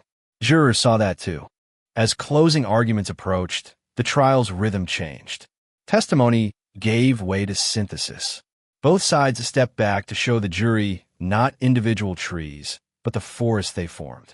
The prosecution spoke of convergence again, of how independent lines of evidence had arrived at the same conclusion across decades. The defense warned against confirmation bias, against allowing a compelling story to substitute for proof beyond doubt. When deliberations began, the courtroom emptied slowly. The jury disappeared into a room with no cameras, no transcripts, no guidance beyond instructions and conscience. Outside, waiting resumed. Families waited. Lawyers waited. Investigators waited. Time stretched, familiar and oppressive. Hours passed, then days. Speculation filled the vacuum, but nothing official emerged. Inside the jury room, discussion unfolded carefully, methodically.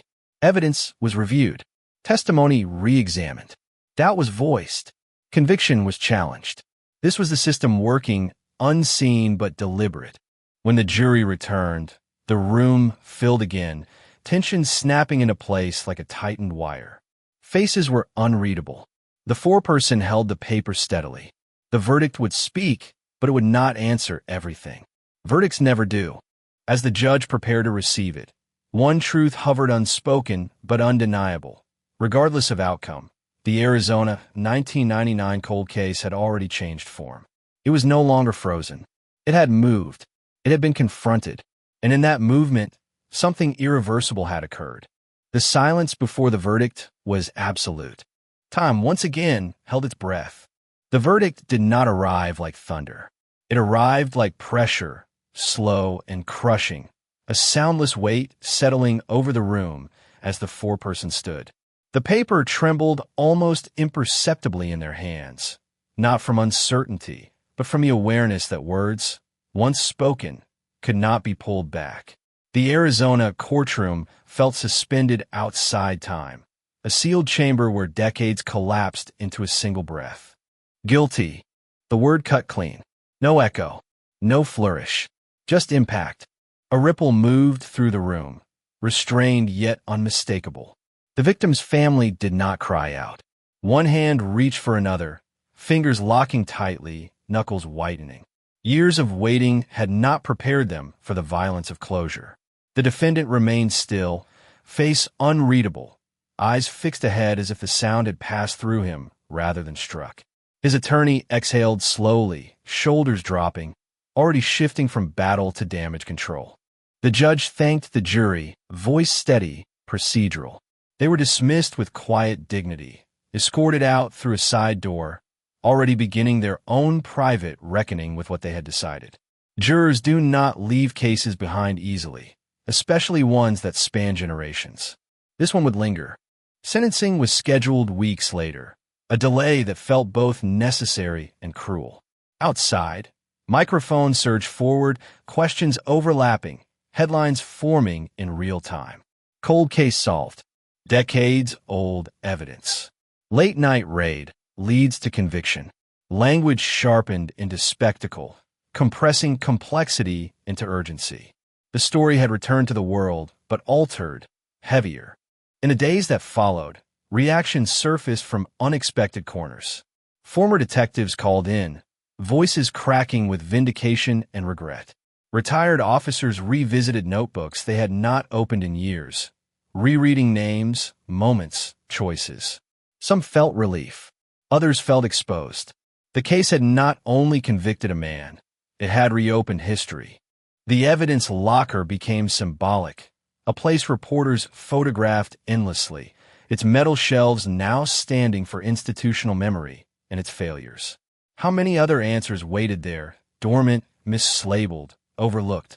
The Arizona 1999 cold case was no longer singular. It had become precedent. The defendant was transferred to county holding, his world shrinking rapidly. Letters began to arrive, some supportive, some venomous, most unsettling in their certainty. He read none of them closely. His mind replayed the trial instead, moments looping without resolution. A glance from a juror, a question he wished he had answered differently. Time, which had once been his shield, now pressed inward relentlessly. Sentencing day returned everyone to the same room, but the atmosphere had changed. There was no suspense now, only consequence. The judge spoke at length, acknowledging the unusual span of the case, the patience required, the gravity of a life interrupted and another consumed by secrecy. The sentence was firm, measured, final. Decades behind bars. The room absorbed it without sound. As the defendant was led away, chains clinking softly, he turned once, briefly, toward the gallery. No words passed. None were expected. Closure does not always look like understanding. In the weeks that followed, attention shifted. Appeals were announced. Experts debated the implications of the DNA evidence, its reliability, its interpretation. Law journals dissected the trial. Cold case units across the country cited it as proof of persistence paying off. Families with their own unsolved losses felt hope stir, fragile but undeniable. But beneath the narrative of resolution, questions persisted. They always do. Was every avenue explored correctly the first time? Could the case have been solved sooner? What other lives have been shaped by the delay? Justice, even when served, casts long shadows. The victim's family returned to their routines slowly, cautiously. Some visited the grave more often. Others avoided entirely. Grief does not follow verdicts. It recalibrates around them. The absence remained, now accompanied by answers that did not heal as much as they clarified. Knowing who does not replace knowing why. In the community where the crime had occurred, memory resurfaced unevenly. Older residents recalled curfews, whispered warnings, a sense of threat that had once settled over familiar streets. Younger ones learned the story for the first time, incredulous that such violence had occurred so close, so long ago, unresolved until now. The past asserted itself again, refusing to stay buried. For investigators, the case became both triumph and cautionary tale. Training sessions referenced it. Procedures were revised. Evidence handling protocols tightened further. The lesson was clear. Time changes tools, but it also erodes opportunity. What is preserved may someday speak. What is lost never will. Late one night, Long after headlines faded, a detective returned alone to the office, pulling the original case file from the shelf. Pages yellowed, edges frayed. They read it not for answers, but for context, for the human effort embedded in every margin note, every crossed-out theory. This was not failure. It was a snapshot of limitation. The Arizona 1999 cold case had been solved, yes, but it had also exposed the fragility of certainty. How close truth can be, sitting quietly, waiting for the world to catch up. In prison, the defendant settled into routine. Days blurred, nights stretched. The story outside continued without him, evolving into reference, into example. He became a name attached to a lesson.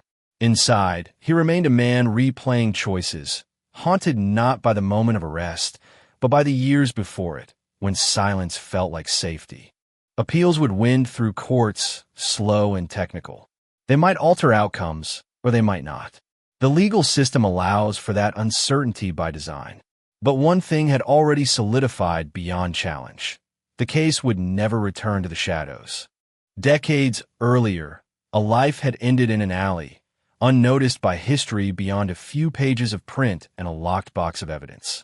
Now, that life echoed across institutions, reforms, conversations.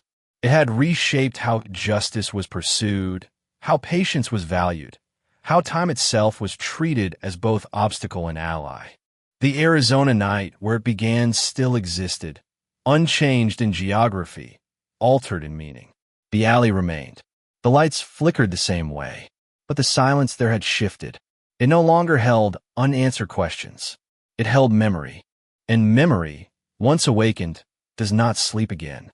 The cold case had thawed, not into warmth, but into clarity.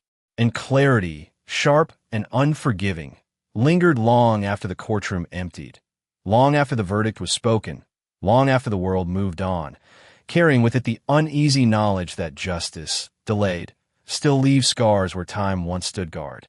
The prison gates closed without ceremony, a hydraulic sigh followed by the finality of steel meeting steel. Inside, the defendant, now an inmate, now a number stitched on a coarse fabric, stepped into a world measured not by years but by counts, bells, and locked doors. Outside, Arizona continued under a hard blue sky, but inside, time bent inward, folding back on itself, replaying 1999 in fragments that refused to stay quiet. The case, however, did not rest. It never does.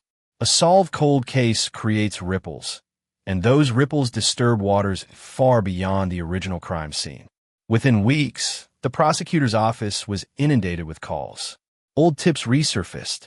Forgotten witnesses reached out, compelled by guilt or sudden courage. People who had lived with half memories, uneasy suspicions, finally spoke. Not because they were asked, but because silence no longer felt safe. Investigators reopened adjacent files, cases shelved in the same era, same neighborhoods, same patterns of violence. They studied timelines with renewed skepticism, asking questions that had once felt impractical. Could the same hand be present elsewhere? Could the same mistake have been repeated? The Arizona 1999 cold case had cracked more than one lock. Media attention evolved from shock to analysis. Podcasts dissected interrogation tapes. Former profilers debated motive late into the night. Headlines shifted tone, not just solved, but how it was missed, what almost went wrong, what still might be wrong. The public appetite moved from relief to scrutiny. At the center of it all, the evidence itself became almost mythic. The decades-old sample, the overlooked item, the proof that waited patiently while generations passed. Lab technicians spoke about it with reverence, describing the moment results appeared on the screen, the sudden alignment of data points that had once floated unattached. Science had not rushed. It had waited. The victim's name returned to public consciousness, spoken carefully now, attached not only to tragedy, but to impact. Their story was retold with detail once withheld, humanized beyond statistic. Friends came forward, sharing memories that had never reached police reports. A laugh, a habit, a plan that never came to be. In death, The victim had become a catalyst. For the family, this attention was double-edged. On some days, it felt like validation. On others, intrusion. Closure remained elusive, a word reporters favored more than those who lived inside grief. Justice had answered one question, but it had not restored what was lost. It had simply drawn a line under uncertainty. Behind bars, the inmate marked days on a calendar, though the act felt symbolic more than practical. Letters from attorneys arrived, outlining appeal strategies, procedural arguments, technical challenges to evidence handling. He read those carefully. Letters from strangers he did not. Some nights, he lay awake replaying the late-night raid, the crash of boots, the sudden reversal of decades spent believing the past was buried. The shock had not faded. It had only dulled into something heavier. Corrections officers noticed his silence. He did not cause trouble. He did not seek attention. He existed inwardly, eyes distant, as if still listening for a knock that had already come and gone. Other inmates recognized the type. Men from old cases carry a particular weight. They arrive already sentenced by time. Meanwhile, legal scholars began citing the trial. Conferences featured panels on delayed justice and modern forensics. Slides showed charts of evidence degradation, improvements in DNA amplification, the ethical burden of reopening wounds. The Arizona case appeared again and again, a touchstone for debate. Was justice delayed still justice? Or was it something else entirely? The judge, now retired, was interviewed months later. Asked whether the verdict felt different because of the years involved, they paused before answering. Time, they said finally, doesn't soften truth. It just makes it harder to reach. The clips circulated widely, quoted in articles, stitched into commentary. It resonated because it felt earned.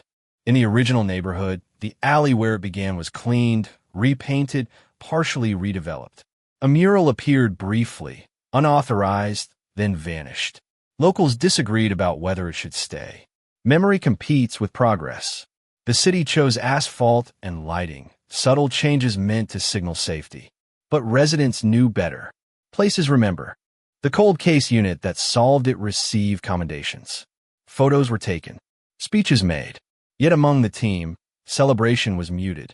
They understood the cost of the victory. One investigator admitted privately that the win felt incomplete. We got the answer, they said, but we lost the time. New funding followed. Grants approved.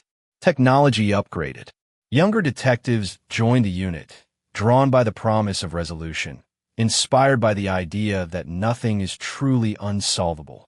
Veterans cautioned them otherwise. Some truths never surface. Some locks never open. The Arizona case was an exception, not a rule. As months passed, the appeals process crawled forward. Motions filed.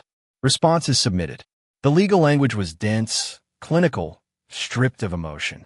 It argued about chain of custody, admissibility, lab protocols from decades past. For the public, interest waned. Appeals lacked spectacle. But for those involved, they represented another stretch of waiting. The victim's family avoided the news during this phase. They had learned the cost of hope tethered to headlines. Instead, they focused inward on rituals small and personal. A birthday acknowledged. A photograph framed differently.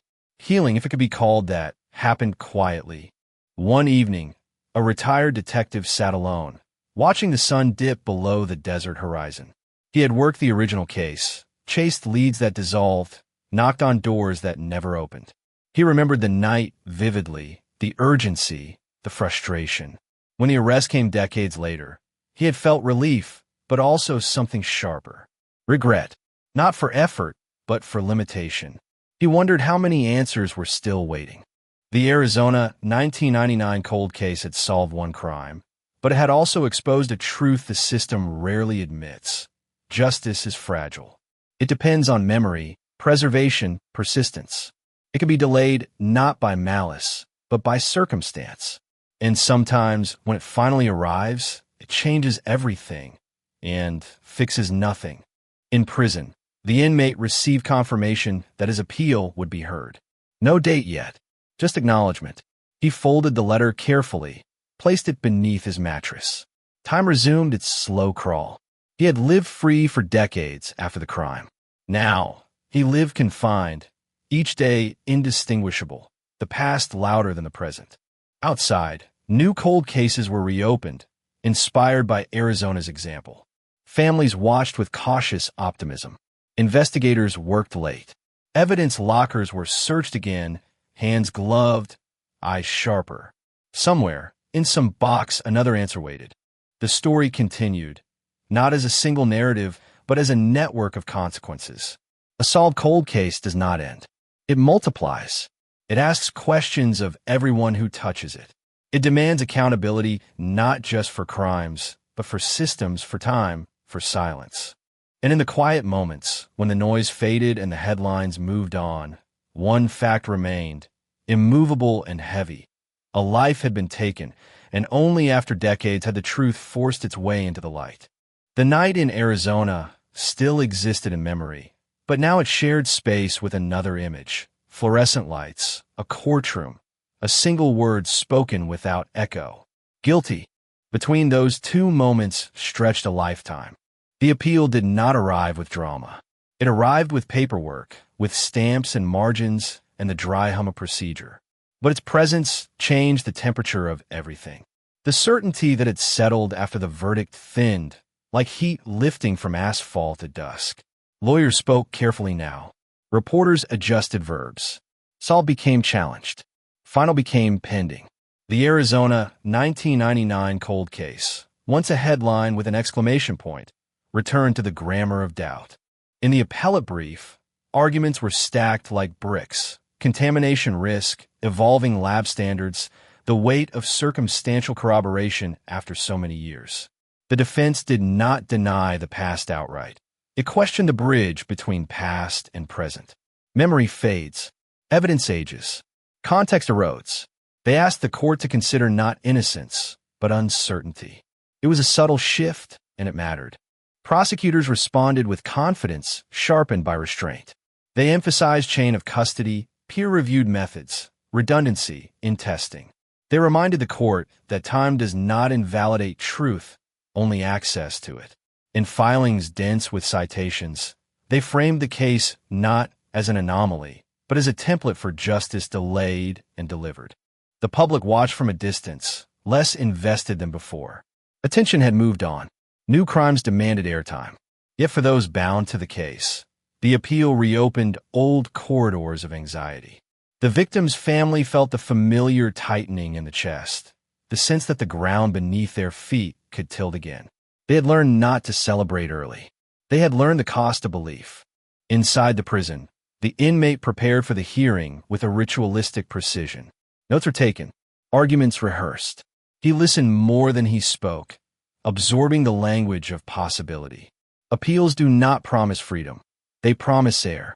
They crack a window in a sealed room. For him, that was enough to keep the nights awake and the days tolerable. Outside, the cold case unit faced a different kind of pressure. Their victory had made them visible.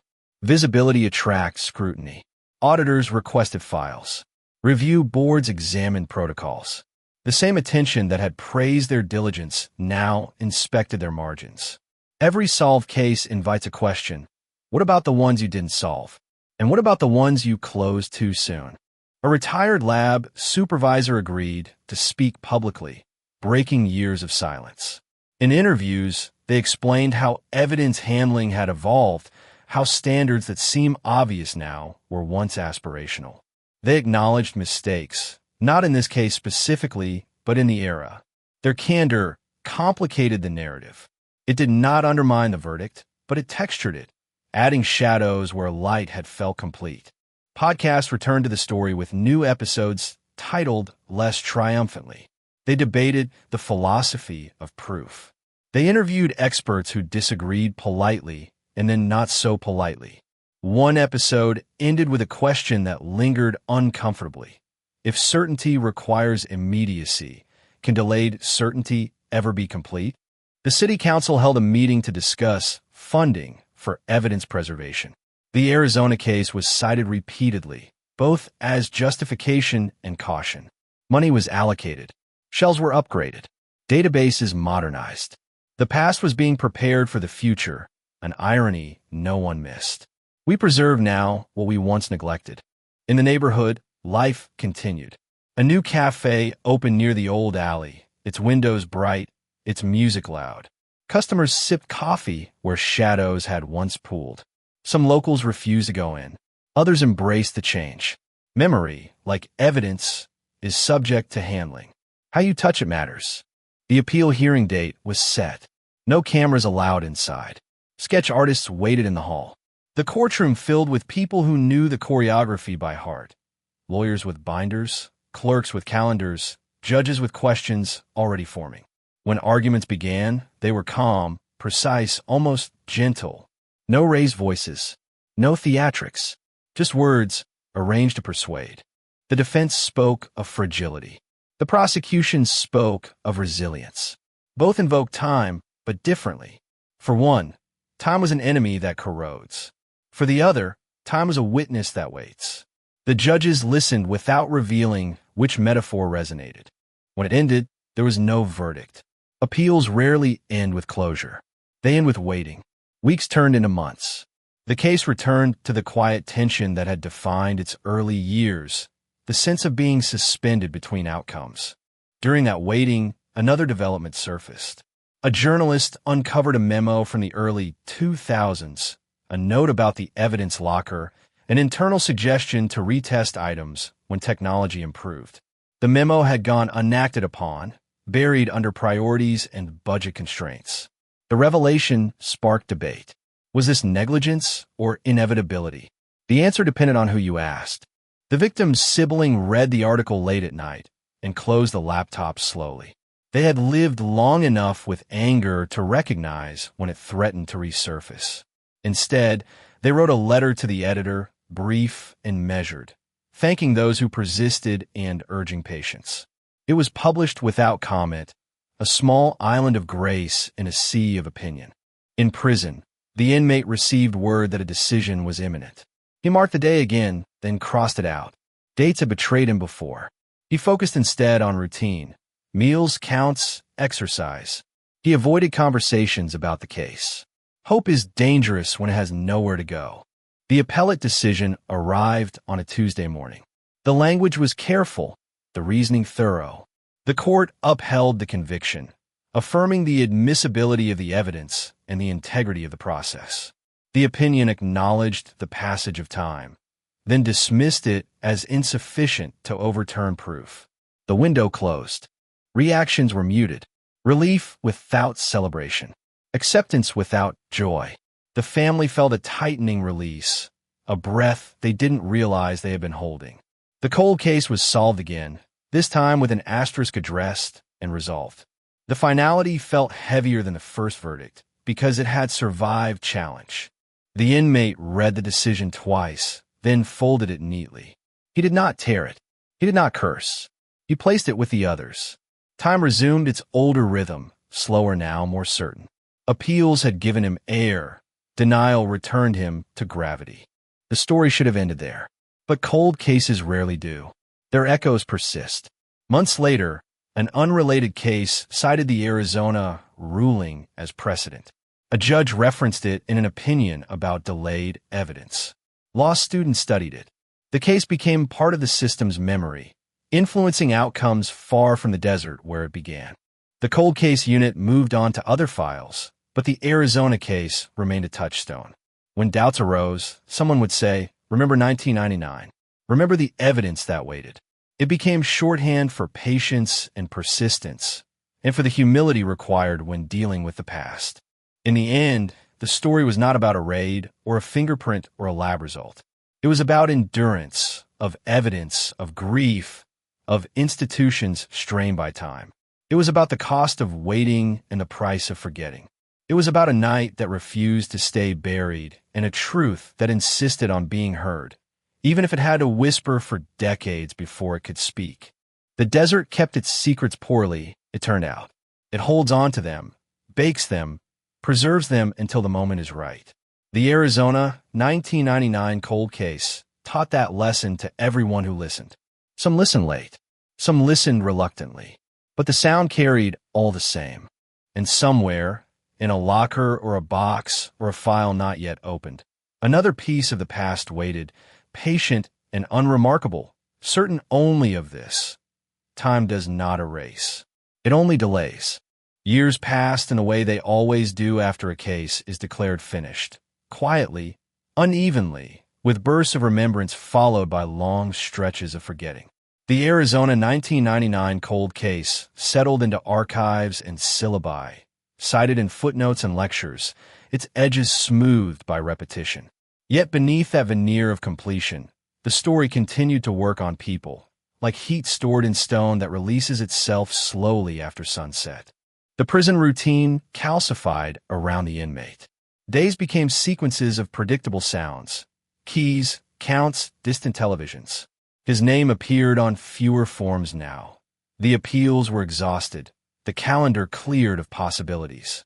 He aged in increments marked by medical checkups and commissary price changes. Guards changed, policies shifted, the past did not.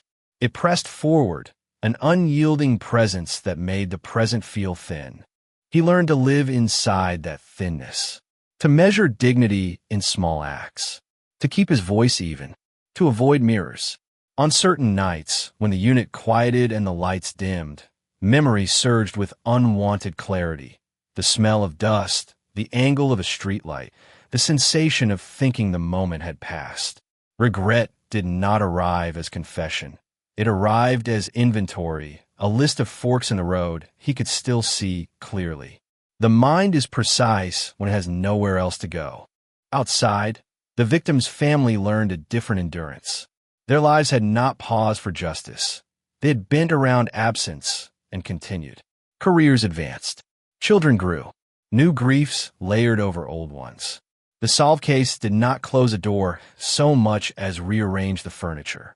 The name that once triggered questions now carried a softer weight. They spoke it more freely. They allowed photographs to remain on walls without explanation. Time had not healed them, but it had taught them how to carry what would not leave. Every so often, a journalist reached out, usually younger, usually earnest. They asked the same questions with new phrasing. What did closure mean? Did the verdict change anything? The family answered politely, then less politely, then stopped answering. The story had taken enough. They chose to keep what remained. In the city, the alley transformed again. Construction crews rerouted foot traffic. A mural commissioned by the city replaced the unauthorized one that had vanished years earlier. This one was abstract, desert colors, geometric forms, no names. It satisfied the committee and confused passersby. Memory, when institutionalized, becomes decorative. Some residents preferred it that way. The cold case unit experienced turnover. Veterans retired. New detectives arrived with fresh energy and different assumptions. The Arizona case was used in training, but sparingly now, a chapter rather than a headline. What once felt monumental became instructive. That is the fate of most breakthroughs. They become baselines. Technology marched on. Methods improved again. Algorithms refined matches faster. Storage costs dropped. The idea that evidence might wait decades before speaking seemed less romantic and more practical. Systems were built with waiting in mind. Patience was engineered. A decade after the verdict, a symposium convened to discuss wrongful convictions and delayed justice. The Arizona case was included, not as a warning, but as a counterexample. A panelist argued that it demonstrated restraint, the virtue of not forcing conclusions when certainty was absent. Another panelist countered that restraint can look like neglect from the outside. The audience nodded at both. Truth accommodates contradiction better than people expect. During that symposium, a quiet announcement slipped through the agenda. A separate case from the same year had been reopened. Similar geography, similar circumstances, different outcome pending. The ripple widened. The solved case continued to generate motion, its energy not yet spent. In prison, the inmate received word of the symposium through a clipped article passed hand to hand. He read his own history rendered abstract, discussed as principle rather than consequence. He noted the absence of his name, replaced by descriptors. He felt oddly relieved. Being reduced to a case had a certain mercy. It spared him the intimacy of scrutiny. He wrote a letter he did not send. In it, he addressed no one in particular. He wrote about time, about how it can feel like an accomplice when it erases and a prosecutor when it preserves. He folded the letter and placed it in a book, then forgot which book. Some thoughts are meant to remain misplaced. The victim's sibling, now older than the victim had ever been, attended a community forum about cold cases. They listened to parents and partners speak about uncertainty, about living with open questions. When it was their turn, they spoke briefly.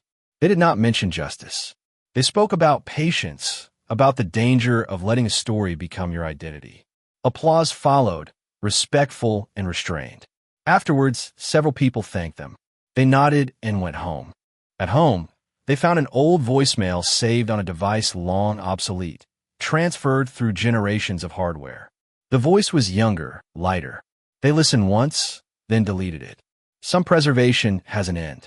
The Arizona case appeared again in the news years later, not because of itself, but because of what it enabled. A legislative bill passed, mandating periodic review of certain evidence categories. Lawmakers cited the case in floor speeches. The bill was imperfect, compromised by budget and politics, but it existed. The past had moved policy. That felt like something. Not everyone agreed. An editorial criticized the focus on old cases, arguing resources should prioritize prevention. Letters to the editor followed, some citing the Arizona story as proof that prevention and resolution are not opposites. The debate circled familiar ground. The city argued with itself and moved on. In the prison library, the inmate began tutoring others. Math mostly. He found solace and clarity in problems that resolved cleanly. He did not talk about his case unless asked, and even then, he spoke in generalities. The past had already taken enough words from him. On one of his birthdays, unmarked by ceremony, he received a postcard from a relative he had not seen in years. It was brief, awkward, sincere. He held it for a long time before placing it with the others. Connection, even strain, mattered. The cold case unit marked an anniversary with a quiet gathering. No press, no speeches, just coffee and stories. They remembered the night of the raid, the long hours of verification, the moment of certainty. They also remembered the false starts, the boxes that led nowhere. One detective said aloud what many had thought privately. The case taught them humility more than confidence. Heads nodded. Across the state, another family waited. Their case was older, colder. They watched developments with cautious hope, knowing the Arizona story did not guarantee anything. It suggested possibility, nothing more. Possibility can sustain or exhaust, depending on how long it asks you to wait. The desert endured. Seasons shifted. Roads expanded. The sky remained vast and indifferent. Places outlast people. Evidence outlasts intention. The Arizona 1999 cold case had moved from urgency to legacy, from shock to sediment. It had settled into the ground of collective memory, not loud, but present. In moments of quiet, when the noise of commentary fell away, what remained was simple and stubborn. A crime occurred. A life ended. Time passed. Truth emerged. Around that spine, everything else, debate, policy, regret, relief, wrapped itself like muscle and scar. The shape was human because the cost was human. Some nights, the inmate dreamed without images, only sensations, pressure, heat, distance. He woke unsettled, unable to name the cause. Other nights, he slept deeply, dreamless, the mind resting where it could. Even memory needs rest. The victim's family marked another year without ceremony. They cooked a meal, shared it, spoke about ordinary things. The names surfaced naturally, without tension. They did not look at the clock. They did not count years. Time had taken enough of their attention. And so the story continued, not as a headline or a verdict, but as a series of lives adjusting to what could not be undone. The Arizona 1999 cold case had been solved? Yes, but solving does not erase. It clarifies. It draws a line through chaos and leaves the rest intact. Somewhere a box was opened, another piece of evidence lifted into light.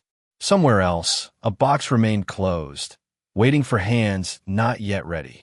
The lesson endured, quiet and uncompromising. The past is patient. It waits for us to catch up.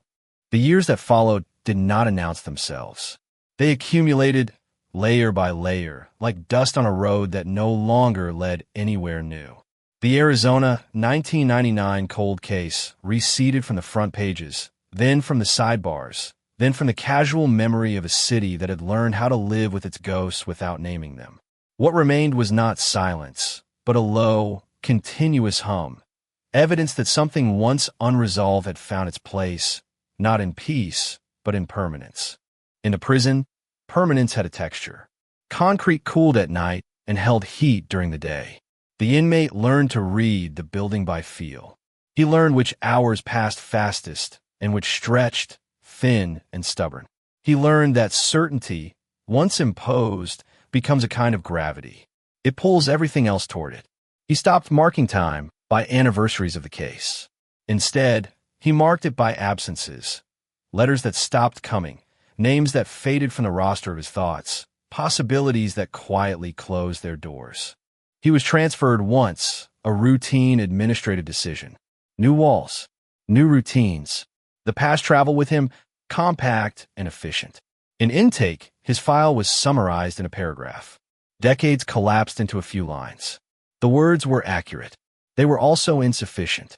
He wondered how many lives could be reduced so easily, how many stories ended this way, not with a sentence, but with a summary. Outside, the cold case unit underwent another transformation. The word cold itself fell out of favor, replaced by long-term unresolved. Language softened, then sharpened again. Grants required metrics. Metrics required outcomes. Outcomes required patience measured in fiscal quarters. The Arizona case remained a proof point, but proof points age. They become precedents, then footnotes, then assumptions. Success, once demonstrated, is expected to repeat itself on demand. A new supervisor instituted regular audits of evidence storage. Barcodes replaced handwritten labels. Chain of custody logs moved to cloud servers with redundancies stacked like safety nets. The old lockers were photographed, cataloged, and retired. During the transition, a technician paused over a shelf where older cases once sat. They took a picture, not for policy, for memory. The shelf had held answers longer than anyone knew. In the community, the victim's name appeared again, this time on a modest plaque near a park entrance. No ceremony announced it. No speeches consecrated it. The plaque was discovered accidentally by dog walkers and joggers, read in passing, absorbed without obligation. The family learned of it weeks later. They visited once, together, then not again. Public memory is not always meant for private use. At a university nearby, a class debated the ethics of delayed arrests. Students argued positions with confidence born of distance. They cited cases, statutes, theories. One student mentioned Arizona 1999 as evidence that justice can wait without spoiling. Another countered that waiting extracts a cost no system accounts for. The professor listened, then asked a question no one answered immediately. Who pays that cost, and when? The room quieted. Learning happened in the pause. In the prison yard, the inmate walked the perimeter, counting steps until the number lost meaning. He had become adept at minimizing friction, doing what was required, nothing more. He read history, drawn to eras where cause and effect appeared cleaner, where timelines felt honest. He avoided true crime.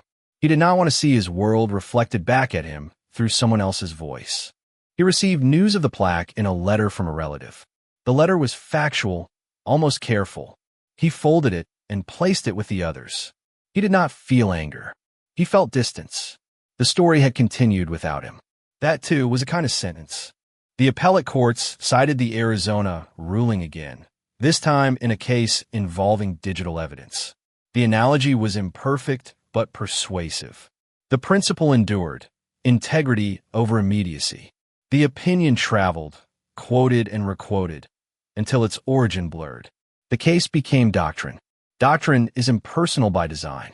Another journalist pitched a retrospective. Editors declined. The angle felt exhausted. The public had moved on. Attention is finite, and novelty is its currency. The solved case no longer surprised. It instructed quietly, without spectacle. That was enough. The victim's family experienced a moment of unexpected relief during a mundane errand. In a grocery store aisle, they encountered someone who recognized the name and said nothing. No apology, no curiosity, no awkward sympathy. Just a nod. Recognition without demand. It felt like progress. In a different city, a family still waiting watched developments with a guarded eye. They clipped articles. They marked dates. They learned the vocabulary of patience. The Arizona case was a lighthouse, not a promise. It showed what was possible, not what was probable. They understood the difference. Within the system, a debate continued, quieter now, about resources. How much effort should be devoted to the past when the present kept producing harm? The answer shifted with budgets and politics. The Arizona example was invoked less often, not because it mattered less, but because it had been absorbed. Systems learn, slowly, imperfectly. The inmate took a job in the library. He repaired spines, taped torn pages, cataloged donations. There was something fitting about preserving texts others had discarded. He liked the order of it, the sense that knowledge, once recorded, could outlast neglect. He thought of evidence lockers and wondered how many truths were bound in paper and glue, waiting for hands willing to look. On a late afternoon, a new inmate asked him about his case.